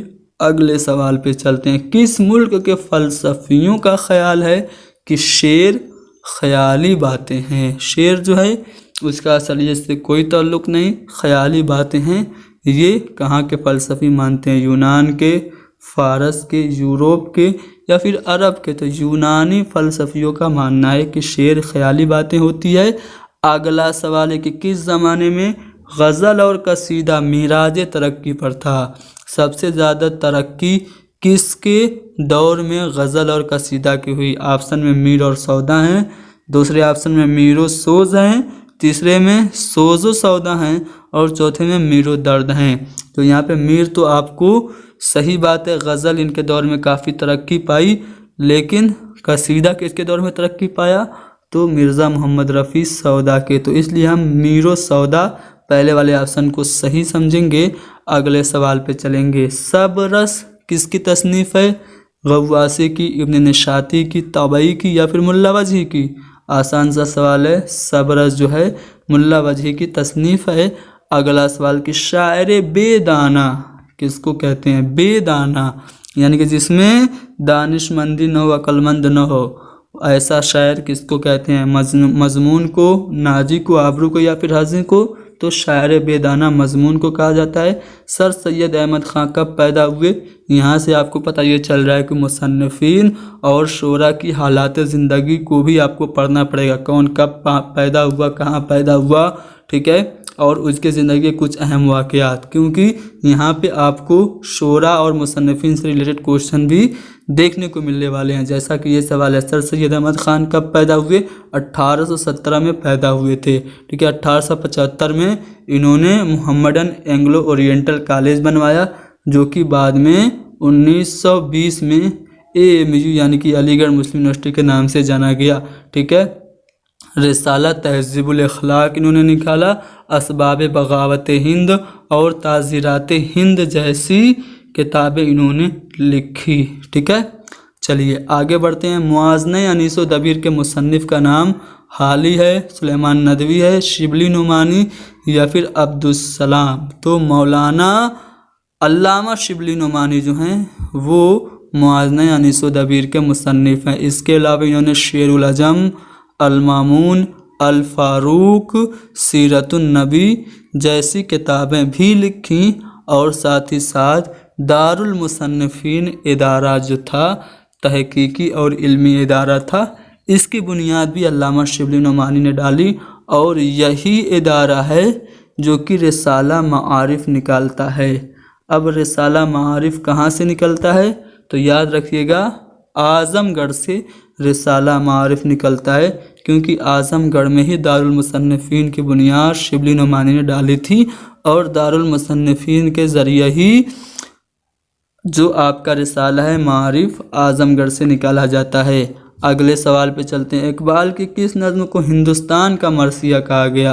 हिमालय को, नया शिवाला को, खिज़र राह या फिर तस्वीर दर्द? तो तस्वीर दर्द को हिंदुस्तान का मरसिया कहा गया। अगला सवाल यह है कि मिर्ज़ा मोहम्मद रफ़ी सौदा के उस्ताद कौन थे? तो हातिम थे। आदमी नामा किस शायर की मशहूर नज़्म है? तो आदमी नामा जो नज़्म है उसके शायर को कहा जाता है अवामी शायर। अवामी शायर कौन माने जाते हैं? नज़ीर अकबराबादी माने जाते हैं। नज़ीर अकबराबादी की कुछ और नज़में बंजारा नामा, मुफलिसी रोटियाँ, होली की बहारें, बरसात की बहारें, दारुल मकाफात हैं। इसके अलावा गुरु नानक, होली, सामान्य दिवाली और महादेव जी का ब्याह, राखी, फना, खुशामद, ईद, दिवाली, पैसा, झोपड़ा और बहार भी है। यानी कि ये सभी जो नज़में आपने देखी किसकी हैं? अवामी शायर नज़ीर अकबराबादी की हैं। अगला सवाल ये है कि गालिब ने कलकत्ता का सफ़र किस मकसद से किया था? तो गालिब ने कलकत्ता का सफ़र पेंशन की गरज से किया था। उनकी पेंशन रुक गई थी, उसी को बहाल करवाने के लिए इन्होंने कलकत्ता जाने का फ़ैसला किया था। अगला सवाल है कि डिप्टी नज़ीर अहमद ने अपने किस नावल में अंग्रेज़ी तहज़ीब को मौजू बनाया? डिप्टी नज़ीर अहमद के बारे में जान जाइए। इनको उर्दू का पहला नावल निगार तस्लीम किया जाता है और इनकी नावल जो पहली नावल है वो मिरतुल उरूस है। इस तरह से मिरतुल उरूस उर्दू की पहली नावल मानी जाती है। तौबतुन नसूह, बनातुन नाश, इब्नुल वक्त, ये सभी भी इन्हीं की नावलें हैं। अगले सवाल पे चलें। खाकों का मजमुआ चंद हम असर, इसके मुसन्निफ़ कौन हैं? तो बाबाए उर्दू मौलवी अब्दुल हक। ये चंद हम असर खाकों का जो मजमुआ है उसके मुसन्निफ़ हैं। आपसे सवाल पूछा जा सकता है कि चंद हम असर खाकों के मजमुए में कितने खाके हैं? तो 14 खाके हैं।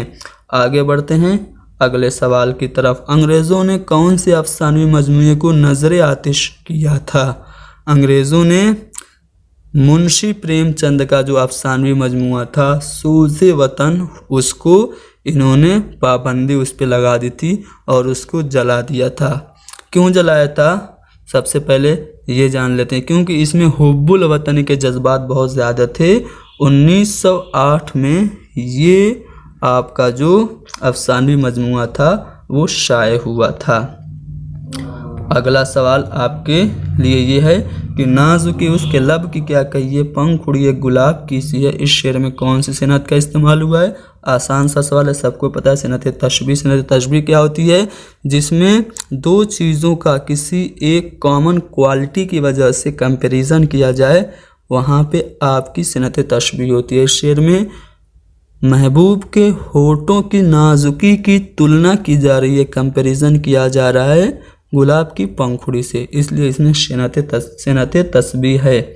अगला सवाल आपके सामने। तरक्की पसंद तहरीक की पहली कॉन्फ्रेंस में सदारत किसने की? तो जैसा कि आप जानते हैं कि 1935 में लंदन में सज्जाद ज़हीर, मुल्कराज आनंद और ज्योति घोष के ज़रिए बनाई गई थी अंजुमन तरक्की पसंद तहरीक, और इसकी जो पहली कॉन्फ्रेंस हुई थी वो 1936 में हुई थी। कहाँ पे? लखनऊ में हुई थी। और इसके जो सदारत करने वाले थे वो मुंशी प्रेमचंद थे। अगला सवाल की मुसद्दस जो थी मद्दु जज़्र इस्लाम, इसके जो तसनीफ़ जो है ये किस लिए मशहूर हुई, किस नाम से मशहूर हुई, ये पूछा जा रहा है। तो मुसद्दस मद्दु जज़्र इस्लाम ये मुसद्दस हाली के नाम से मशहूर हुई। इस मुसद्दस के बारे में सर सैयद ये कहते हैं कि अगर मैशर में खुदा मुझसे पूछे कि तूने क्या किया है, तो मैं ये कहूँगा कि मैंने हाली से मुसद्दस हाली लिखवाई है, क्योंकि हाली ने सर सैयद की फरमाइश पे ही ये मुसद्दस लिखी थी, इसलिए सर सैयद को इस पे बहुत नाज था। अगला सवाल ये कि अल्लामा इकबाल को अंग्रेज़ों ने कौन सा खिताब दिया? तो सर का खिताब अंग्रेज़ों ने दिया था अल्लामा इकबाल को। आगे बढ़ें, अगले सवाल पे चलें। अगला सवाल क्या है? ये है कि किसकी नस्र सतूत, जलालत और अज़मत की मज़हर है। तो ऑप्शन आपका है अब्दुल माजिद, मौलाना अबुल कलाम आज़ाद, सुलेमान नदवी, सर सैयद। तो मौलाना अबुल कलाम आज़ाद की जो नस्र है उससे मुताल्लिक कुछ हम नज़रियात देख लेते हैं, उसके बाद आपको बताएंगे कि क्यों ये जलालत की मज़हर है। देखिए, सबसे पहले आप सज्जाद अंसारी की बात करें तो उन्होंने लिखा कि अगर कुरान उर्दू में नाजिल होता तो इसके लिए अबुल कलाम की नस्र या इकबाल की नज़्म मुंतखब होती। ठीक है। एक और कौल है मुश्ताक अहमद यूसुफ़ी का, वो कह रहे हैं कि आज़ाद पहले अदीब हैं जिन्होंने उर्दू रस्मुल ख़त में अरबी लिखी। उसके बाद अल्लामा नियाज़ फ़तेहपुरी क्या कह रहे हैं कि अगर आपकी ज़बान में मुझे कोई गालियाँ भी दे तो हलमिन मज़ीद कहता रहूँगा। यानी कि इनकी जो ज़बान थी इतनी अच्छी थी, इनका जो लिखने का जो अंदाज़ था इतना अच्छा था कि नियाज़ फ़तेहपुरी कह रहे हैं कोई मुझे गालियाँ भी देगा तो मैं कहूँगा कि और दो, हलमिन मज़ीद, क्या और मुझे मिलेगी। इस तरह से कह रहे हैं नियाज़ फ़तेहपुरी। हज़रत मुहानी ने भी एक शेर में अबुल कलाम आज़ाद की नस्र निगारी की कैफियत और असर पजीरी को बयान किया और उन्होंने शेर में ये कहा कि जब से देखी ही अबुल कलाम की नस्र, नज़्म हसरत में कुछ मज़ा न रहा। तो इस तरह से आप देख सकते हैं कि इतने लोग अबुल कलाम की जो नस्र है उससे मुताल्लिक बातें कह रहे हैं। तो इस तरह से हम कह सकते हैं कि इनकी नस्र में सतूत, जलालत और अज़मत था, इसलिए बी वाला ऑप्शन सही हो गया। तरक्की पसंद मुसन्निफ़ीन का पहला ऐलान नामा कहाँ तैयार हुआ था? मॉस्को, लखनऊ, बर्लिन या फिर लंदन में? तो नानकिंग रेस्टोरेंट में उर्दू के लिए जो तरक्की पसंद तहरीक बनाई थी हिंदुस्तानियों ने, उसका जो पहला ऐलान नामा हुआ था वो हुआ था तो नानकिंग रेस्टोरेंट लंदन में, इसलिए चौथा वाला ऑप्शन आपका सही है। अगला सवाल कि किस अदीब ने कहा कि हमें हुस्न का मेयार बदलना होगा? हमें हुस्न का मेयार बदलना होगा, ये जो कौल है मुंशी प्रेमचंद का है। अगला सवाल कि मीर अमन ने बागो बहार में किस शहर की मुआशरत और तहजीब को पेश किया है? तो बागो बहार में मीर अमन ने दिल्ली की मुआशरत और तहजीब को पेश किया है। बागो बहार के बारे में आपको बता दूं, ये लिखी गई थी फोर्ट विलियम कॉलेज के ज़ेरे साया। मीर अमन, जिनका असली नाम मीर अमान तखल्लुस लुत्फ़ है, उन्होंने लिखी थी। जॉन गिलक्रिस्ट जो कि प्रिंसिपल थे फोर्ट विलियम कॉलेज के, उनकी फरमाइश पर लिखी गई थी। ये किताब मिर्ज़ा अता हुसैन तहसीन की किताब 9 तर्ज़ मुरस्सा का आसान उर्दू ज़बान में तर्जुमा है।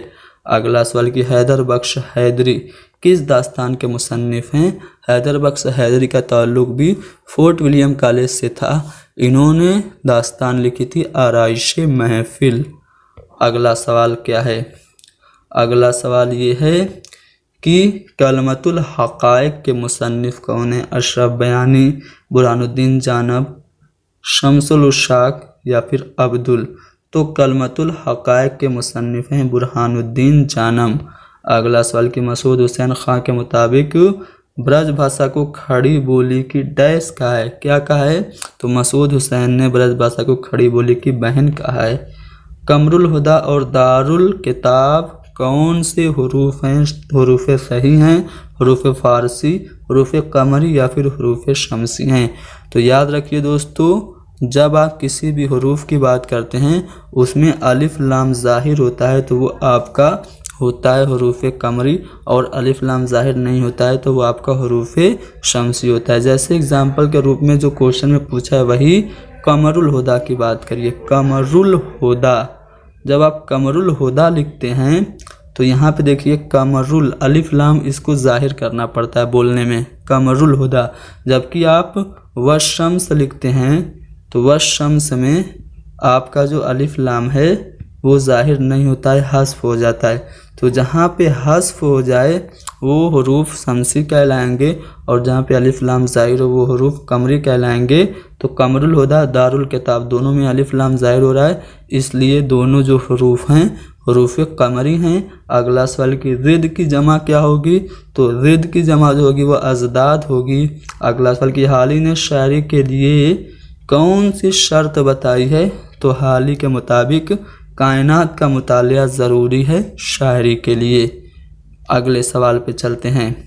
अगला सवाल, मुकद्दमा शेर व शायरी में सबसे ज़्यादा मुफीद और कारआमद सिनफ़ सुखन किसको कहा है? मुकद्दमा शेर व शायरी पहली तनकीदी किताब मानी जाती है जो कि हाल ही के ज़रिए लिखी गई है। इसमें सबसे मुफीद सिनफ़ सुखन माना गया है मसनवी को। अगला सवाल, मीर असर देहलवी किस मशहूर शायर के छोटे भाई थे? तो ये मीर दर्द, ख्वाजा मीर दर्द के छोटे भाई थे मीर असर। हयाती और उसलूबियाती तनकीद के लिए कौन मशहूर हैं? तो गोपी चंद नारंग मशहूर हैं हयाती और उसलूबियाती तनकीद के लिए। दिल्ली में उर्दू अखबार कब जारी हुआ था? तो 1836 में हुआ था। कौन सा शायर है जो मुजाहिद आज़ादी भी है, फ्रीडम फाइटर भी थे, शायरी के साथ साथ कई बार जेल भी गए? कौन? हसरत मोहानी। सी वाला ऑप्शन सही है। आगे बढ़ते हैं, अगले सवाल पे चलते हैं। अगला सवाल कि मसनवी जो है सैफुल मुलूक व बदीउल जमाल ये कब तख्लीक की गई? इसका सने तख्लीक क्या है? तो ये 1035 हिजरी में ये मसनवी लिखी गई। अगला सवाल कि दरजेल में किस शायर ने दक्कन से दिल्ली का सफ़र किया? दक्कन से दिल्ली का सफ़र किया वली दक्कनी ने। और यहाँ से हमारा जो चौथा वाला ऑप्शन है वो सही हो गया। एक क्वेश्चन आपके लिए है कि वली दक्कनी का जो दीवान है वो कब दिल्ली आया? आप कमेंट करिए और बताइए। अगला सवाल, ज़ैल में मरसिया गो शायर कौन है? आबरू और हातिम है, या फिर खलीक और ज़मीर, सौज़ सौदा, या फिर दागो दर्द? तो मरसिया गो शायर जो हैं वो खलीक और ज़मीर हैं। बी वाला ऑप्शन सही है। अल्लामा शिबली ने किन से फ्रेंच सीखी थी? तो अल्लामा शिबली नोमानी के बारे में सब कोई जानता है। अल-मामून, अल-फारूक, सीरतुन नबी जैसी किताबें लिखी, मुआज़ना अनीस व दबीर भी लिखी। तो इन्होंने फ्रेंच लैंग्वेज सीखी थी प्रोफेसर अर्नोल्ड से। अनारकली ड्रामा के तख्लीक़कार कौन है? आगा हसर कश्मीरी, अमानत अली, या फिर हबीब तनवीर, या फिर इम्तियाज़ अली ताज? तो इम्तियाज़ अली ताज ने ही ड्रामा अनारकली लिखा था।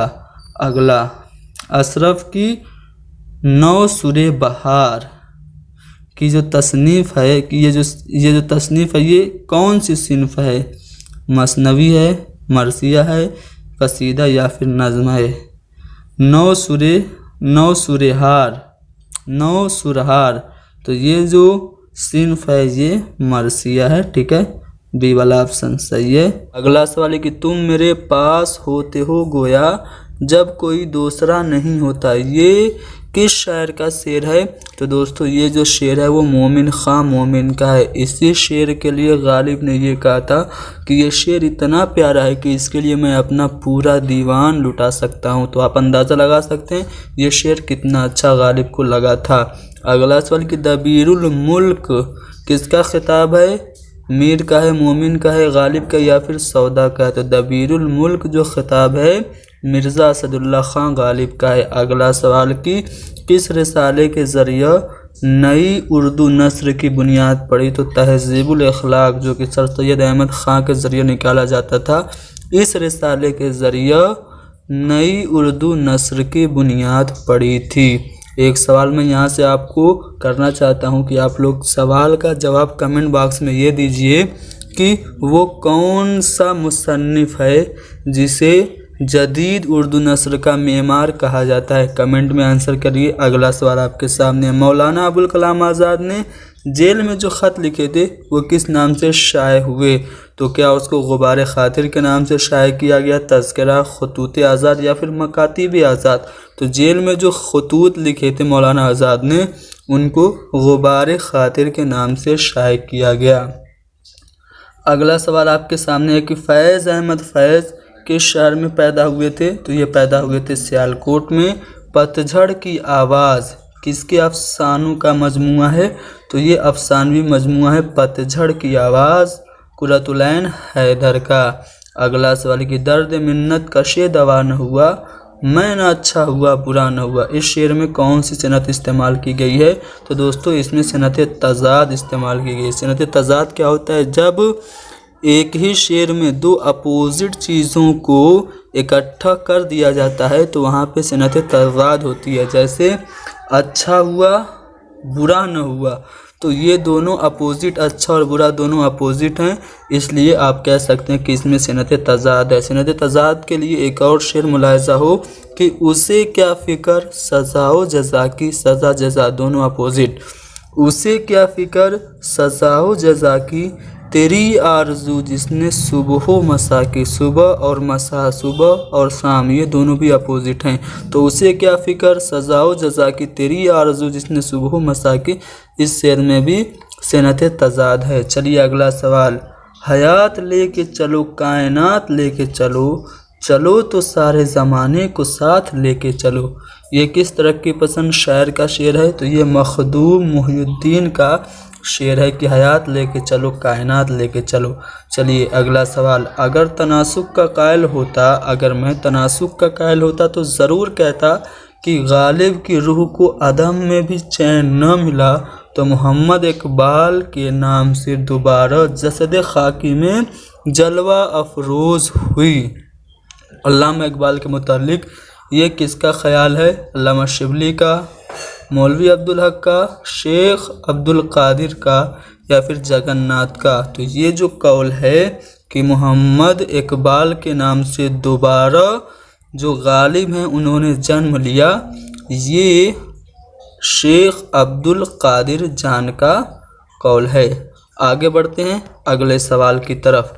अगला सवाल ये कि किसने कहा कि हिंदुस्तान की इल्हामी किताबें दो हैं, एक वेद मुक़द्दस और दूसरी दीवान गालिब।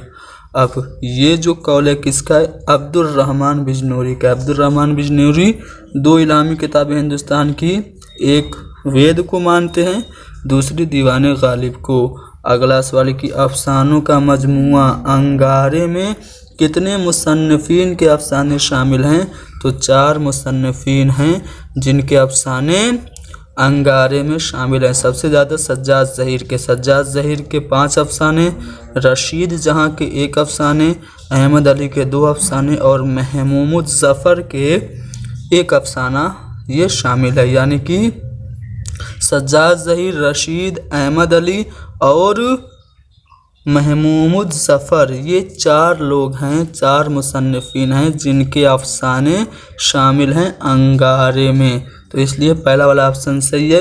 अरबाबे हल्क़े अरबाबे ज़ौक़ की बुनियाद किस सन में पड़ी? 1839 में इसकी बुनियाद पड़ी थी हल्क़े अरबाबे ज़ौक़ की। अगला सवाल ये कि दास्तान बागो बहार में शहंशाह का नाम क्या है? तो बागो बहार के बारे में सबको पता है, फोर्ट विलियम कॉलेज के ज़ेरे साया लिखी गई। इसने लिखी मीर अमन ने लिखी। किसकी फरमाइश पर लिखी? जॉन गिलक्रिस्ट की फरमाइश पे। किस किताब का तर्जुमा थी? तो मिर्ज़ा अता हुसैन की 9 तर्ज़े मुरस्सा जो कि फ़ारसी ज़बान में थी उसका तर्जुमा थी। तो इसलिए आप कह सकते हैं कि बागो बहार जो है ये फोर्ट विलियम के ज़ेरे साया लिखी गई। इसमें शहंशाह का जो नाम था वो आज़ाद बख्त था। चलिए दास्तान फ़साने अजायब कहाँ लिखी गई? तो यहाँ पे जो ऑप्शन है फैज़ाबाद है, इलाहाबाद है, लखनऊ है और दिल्ली है। इनमें से कोई सही नहीं है, सही जवाब आपका कानपुर होगा। ठीक है। अगला सवाल कि मसूद हुसैन खान ने अफजल की बकट कहानी को डैश का पहला अदबी व लिसानी नक्श का है। किसका अदबी और लिसानी नक्श कहा है अफजल की बकट कहानी को? तो जदीद उर्दू नस्र का, जदीद उर्दू का पहला अदबी और लिसानी नक्श अफजल की बकट कहानी को मसूद हुसैन खान ने कहा। अगला सवाल इंशा की जो दरियाए लताफ़त थी किस मौजू पे लिखी गई थी? शायरी पे, अदब पे, नहव और सर्फ पे या फिर तनकीद पे? तो दरियाए लताफ़त ये सर्फ व नहव पर लिखी गई है। इंशाअल्लाह खां इंशा की किताब है। इंशाअल्लाह खां इंशा की एक किताब है रानी केतकी की कहानी, ये आप लोग जानते हैं। चलिए जब मुरक्कब लफ्ज़ में अलिफ लाम मौजूद होने पर भी पढ़ा नहीं जाता तो ऐसे हरूफ को क्या कहते हैं? जैसे कि आप देख सकते हैं यहाँ पे मैं लिख रहा हूँ अशम्स। तो यहाँ पे आपका अलिफ लाम है लेकिन ये पढ़ा नहीं जा रहा है। तो ऐसे हरूफ को क्या कहते हैं? ऐसे हरूफ को हरूफ शमसी कहते हैं। और अगर अलिफ लाम पढ़ा जाए तो वो हरूफ कमरी हो जाते हैं। जैसे मैं आपको लिख दूं कमरुल हुदा, तो यहाँ पे कमरुल हुदा में अलिफ लाम पढ़ा जा रहा है ना, तो ये आपका हरूफ कमरी हो गया। अलिफ लाम मौजूद होने पे न पढ़ा जाए तो हरूफ शमसी कहलाता है। का, के, को तक कौन से हरूफ हैं? तो ये जो हरूफ हैं हरूफ रब्त कहलाते हैं। अगला सवाल की हाली का कहना है कि काफिया भी वज़न की तरह शेर का डैश बढ़ा देता है। काफिया भी वज़न की तरह शेर का क्या बढ़ाता है? हुस्न बढ़ाता है, हाली का कहना है। अगला सवाल, काफिए के पीछे एक रदीफ का दुम छल्ला और लगा लिया गया है कहते हुए हाली ने किस सिन्फ में इसके इस्तेमाल की मुखालफत की है? तो गज़ल में आप काफिए के इस्तेमाल की मज़म्मत की गई है, ठीक है, हाली के ज़रिए, ठीक है। तो गज़ल में इसके इस्तेमाल की मुखालफत की गई है, इसलिए आपका सी वाला ऑप्शन सही हो गया। मसनवी सेहरुल बयान का किरदार कौन सा है? बकावली है, खूजी है, माए तलत या फिर बदरे मुनीर है? तो सेहरुल बयान मसनवी का जो किरदार है वो बदरे मुनीर है। मसनवी सेहरुल बयान ये है आपकी मीर हसन की मसनवी। अगला सवाल ये कि प्रेमचंद के किस नावल में धनिया का किरदार है? यहाँ पे आपको ऑप्शन से मुंशी प्रेमचंद के 4 नावल के बारे में भी पता चल जाएगा। चौगाने हस्ती, मैदान अमल, गौदान और गबन, ये चारों मुंशी प्रेमचंद के नावल हैं। इसमें धनिया का जो किरदार है वो गौदान में है। अगला सवाल ये कि रेख्ता के क्या मानी है? रेख्ता के मानी फितरी के हैं, तबई के हैं, मुनज़्ज़ा के हैं या फिर गिरी पड़ी? तो गिरी पड़ी ज़बान पहले उर्दू हुआ करती थी और उस वक्त पहले उर्दू को रेख्ता कहा जाता था। इस तरह से आप कह सकते हैं कि रेख्ता के मानी जो हैं गिरी पड़ी ज़बान है। अगला सवाल ये है कि वासूख्त का मुअज्जिद कौन है? वासूख्त का जो मुअज्जिद हैं वो मीर तकी मीर माने जाते हैं। अगला सवाल कि उर्दूए मुअल्ला किसका मजमुआ है? खाके का है, तारीख़ का है या फिर खतूत का या फिर तज़किरे का है? तो उर्दूए मुअल्ला मिर्ज़ा असदुल्ला ख़ान गालिब के खतूत का मजमुआ है। इसके अलावा ऊदे हिंदी भी इनके खतूत का मजमुआ है। उर्दूए मुअल्ला एक रिसाला भी है। उसके मुदीर कौन थे? कमेंट करके आप लोग बताइए। अगला सवाल आपके सामने कि इब्राहिम आदिल शाह सानी के दौर में फ़ारसी का कौन सा मुस्तनद शायर हिंदुस्तान आया था? कौन सा शायर हिंदुस्तान आया था इब्राहिम आदिल शाह सानी के दौर में? तो ज़हूरी हिंदुस्तान आया था, जो कि फ़ारसी का बहुत ही मशहूर और मारूफ शायर था। अगला सवाल आपके सामने है कि वो कौन सा शायर है जो तसव्वुफ़ के रंग में बेनज़ीर और बेमिसाल है? यानी कि इन चारों में से कौन एक सूफ़ी शायर है? मीर तकी मीर हैं, सोज़ हैं, मीर दर्द हैं या फिर मिर्ज़ा सौदा? तो दोस्तों मीर दर्द जो हैं वो ख्वाजा मीर दर्द वो तसव्वुफ़ के रंग में बेनज़ीर और बेमिसाल हैं, यानी कि ये सूफ़ी शायर थे। अगला सवाल आपके सामने है कि हाली ने यादगार गालिब में किस मौजू को पेश किया है? यादगार गालिब सवाने हयात है मिर्ज़ा असदुल्ला ख़ान गालिब की, जो कि लिखी गई है अल्ताफ़ हुसैन हाली के ज़रिए। इसी किताब में हाली ने मिर्ज़ा असदुल्ला ख़ान को हैवान ज़रीफ़ कहा था। हैवान ज़रीफ़ किसे कहते हैं? कभी कभार क्वेश्चन आपका पूछ देता है, तो याद रखिएगा हैवान ज़रीफ़ के नाम से मशहूर हैं आपके मिर्ज़ा गालिब। तो हाली ने यादगार गालिब में किस मौजू को पेश किया? तो गालिब की शायरी और गालिब की ज़िंदगी को पेश किया, यानी कि पहला वाला ऑप्शन जो है गालिब की ज़िंदगी और शायरी, ये सही होगा। अगला सवाल, लखनऊ के निगार रिसाला के मुदीर कौन थे? तो लखनऊ से निकलता था निगार रिसाला, इसके मुदीर थे नियाज़ फ़तेहपुरी। अगला सवाल, उर्दू का पहला साहिब दीवान शायर कौन है? सबको पता है मोहम्मद कुली कुतुब शाह उर्दू के पहले साहिब दीवान शायर थे, लेकिन शायद कम ही लोगों को ये पता हो कि ये उर्दू के एक ऐसे शायर थे जिन्होंने सबसे ज़्यादा तखल्लुस अख्तियार किए। जी हाँ दोस्तों, लगभग 17 तखल्लुस इन्होंने अख्तियार किए। उर्दू और फ़ारसी के अलावा ये तुर्की, ये तेलुगु ज़बान में भी शायरी किया करते थे। उर्दू फारसी के अलावा तेलुगु ज़बान में भी ये शायरी किया करते थे। उर्दू में इनका तखल्लुस होता था कुतुब, फारसी में शह और तुर्की ज़बान में मोहम्मद कुली कुतुब शाह का तखल्लुस होता था तर्कुमान। जी हाँ दोस्तों, ये भी पूछ सकता है कि तर्कुमान किसका तखल्लुस है, तो कुली कुतुब शाह का है।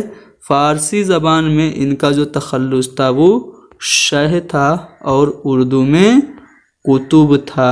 ठीक है, याद रखिएगा।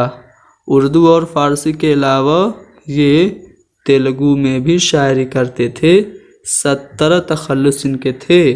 तो इस तरह से मोहम्मद कुली कुतुब शाह पहले साहिब दीवान शायर हो गए। अवामी शायर नज़ीर जो हैं वो किस शहर में पैदा हुए, तो आप नाम से फ़ौरन पहुंच जाएंगे। नज़ीर अकबराबादी, अकबराबाद आगरा होता है, नहीं दोस्तों गलत हो जाएगा। नज़ीर अकबराबादी पैदा हुए थे दिल्ली में। ठीक है, अकबराबाद में उन्होंने ज़्यादा ज़िंदगी गुजारी, लेकिन दिल्ली में उनकी पैदाइश है। अगला सवाल आपके सामने है ये कि मीर तकी मीर किस शहर में पैदा हुए, तो मीर तकी मीर अकबराबाद में पैदा हुए। बिल्कुल सही बात है। किन दो शायरों ने कसीदे में कमाल हासिल किया, कसीदे को उसकी मेराज तक लेके गए, कौन, ज़ौक़ और सौदा। तो इसलिए आपका पहला वाला ऑप्शन सही है। दिल्ली का क़याम किस सन में हुआ था, दिल्ली कॉलेज का क़याम, दिल्ली कॉलेज का जो क़याम हुआ था 1825 ईस्वी में हुआ था। अगला सवाल कि रुसवा का नावल जो है उमराव जान अदा में किसकी आप बीती बयान की गई है, किसान की, तवाइफ की, हूर की या फिर खुद की। तो जो मिर्ज़ा मोहम्मद हादी रुसवा का नावल है उमराव जान अदा, उसमें एक तवाइफ की आप बीती बयान की गई है। शोला व शबनम, सुम्बुल व सलासल, फ़िक्र निशात, ये शेरी मजमूए हैं। किसके शेरी मजमूए हैं, तो जोश मलियाबादी के। जोश मलियाबादी को शायर शबाब और शायर इनकलाब कहा जाता है। नावल जो है वो शिकस्त, उसके तख्लीक़कार कौन हैं, तो कृष्ण चंद्र हैं शिकस्त नावल के तख्लीक़कार। ठीक है, आगे बढ़ते हैं। अगला सवाल आपका जो है वो सेनात से है कि पहले नहाई ओस में फिर आंसुओं की रात, यूं बूंद बूंद उतरी हमारे दिलों में रात। इस शेर में कौन सी सिनात का इस्तेमाल किया गया, मिरातुन नज़ीर है, तलमी है, तताद या फिर हुस्न तालील है। तो दोस्तों ध्यान दीजिए, जब कभी भी शेर में किसी चीज़ की इल्लत को असल इल्लत न बता करके दूसरी वजह बताई जाए तो वहाँ पे हमेशा हुस्न तालील होता है। जैसे प्यासी जो थी सिपाही खुदा 3 रात की, साहिल से सर पटकती थी मौजें फुरात की। इस शेर में भी आपकी सिनते हुस्न तालील है। इसी तरह आपका यहाँ पे जो शेर दिया है कि पहले नहाई ओस में फिर आंसुओं की रात, यूं बूद बूद उतरी हमारे दिलों में रात, इसमें सिनते हुस्न तालील है। तरक्की पसंद अदब 50 साला सफ़र किसकी तसनीफ़ है, तो ये कमर रईस और आशूर काज़मी की तसनीफ़ है। इनमें से कौन इकबाल से गैर मुताल्लिक़ हैं, प्रोफेसर अर्नाल्ड, ठीक है, मौलवी मीर हसन दाग देलवी। इन तीनों का ताल्लुक़ तो है आपका इकबाल से, लेकिन हाली का ताल्लुक़ नहीं है इकबाल से। इकबाल से गैर मुताल्लिक़ हैं हाली। ठीक है, अगला सवाल, रिसाला मखज़न का जो पहला शुमारा है कब शाये हुआ था। रिसाले से रिलेटेड 4 सवाल लगभग पूछे जा चुके हैं जब तक मैं क्वेश्चन पेपर डिस्कस कर रहा हूँ पिछली 4-5 वीडियोज़ में। तो रिसाला बहुत इम्पोर्टेंट है, इस पे जल्द ही वीडियो आने वाली है।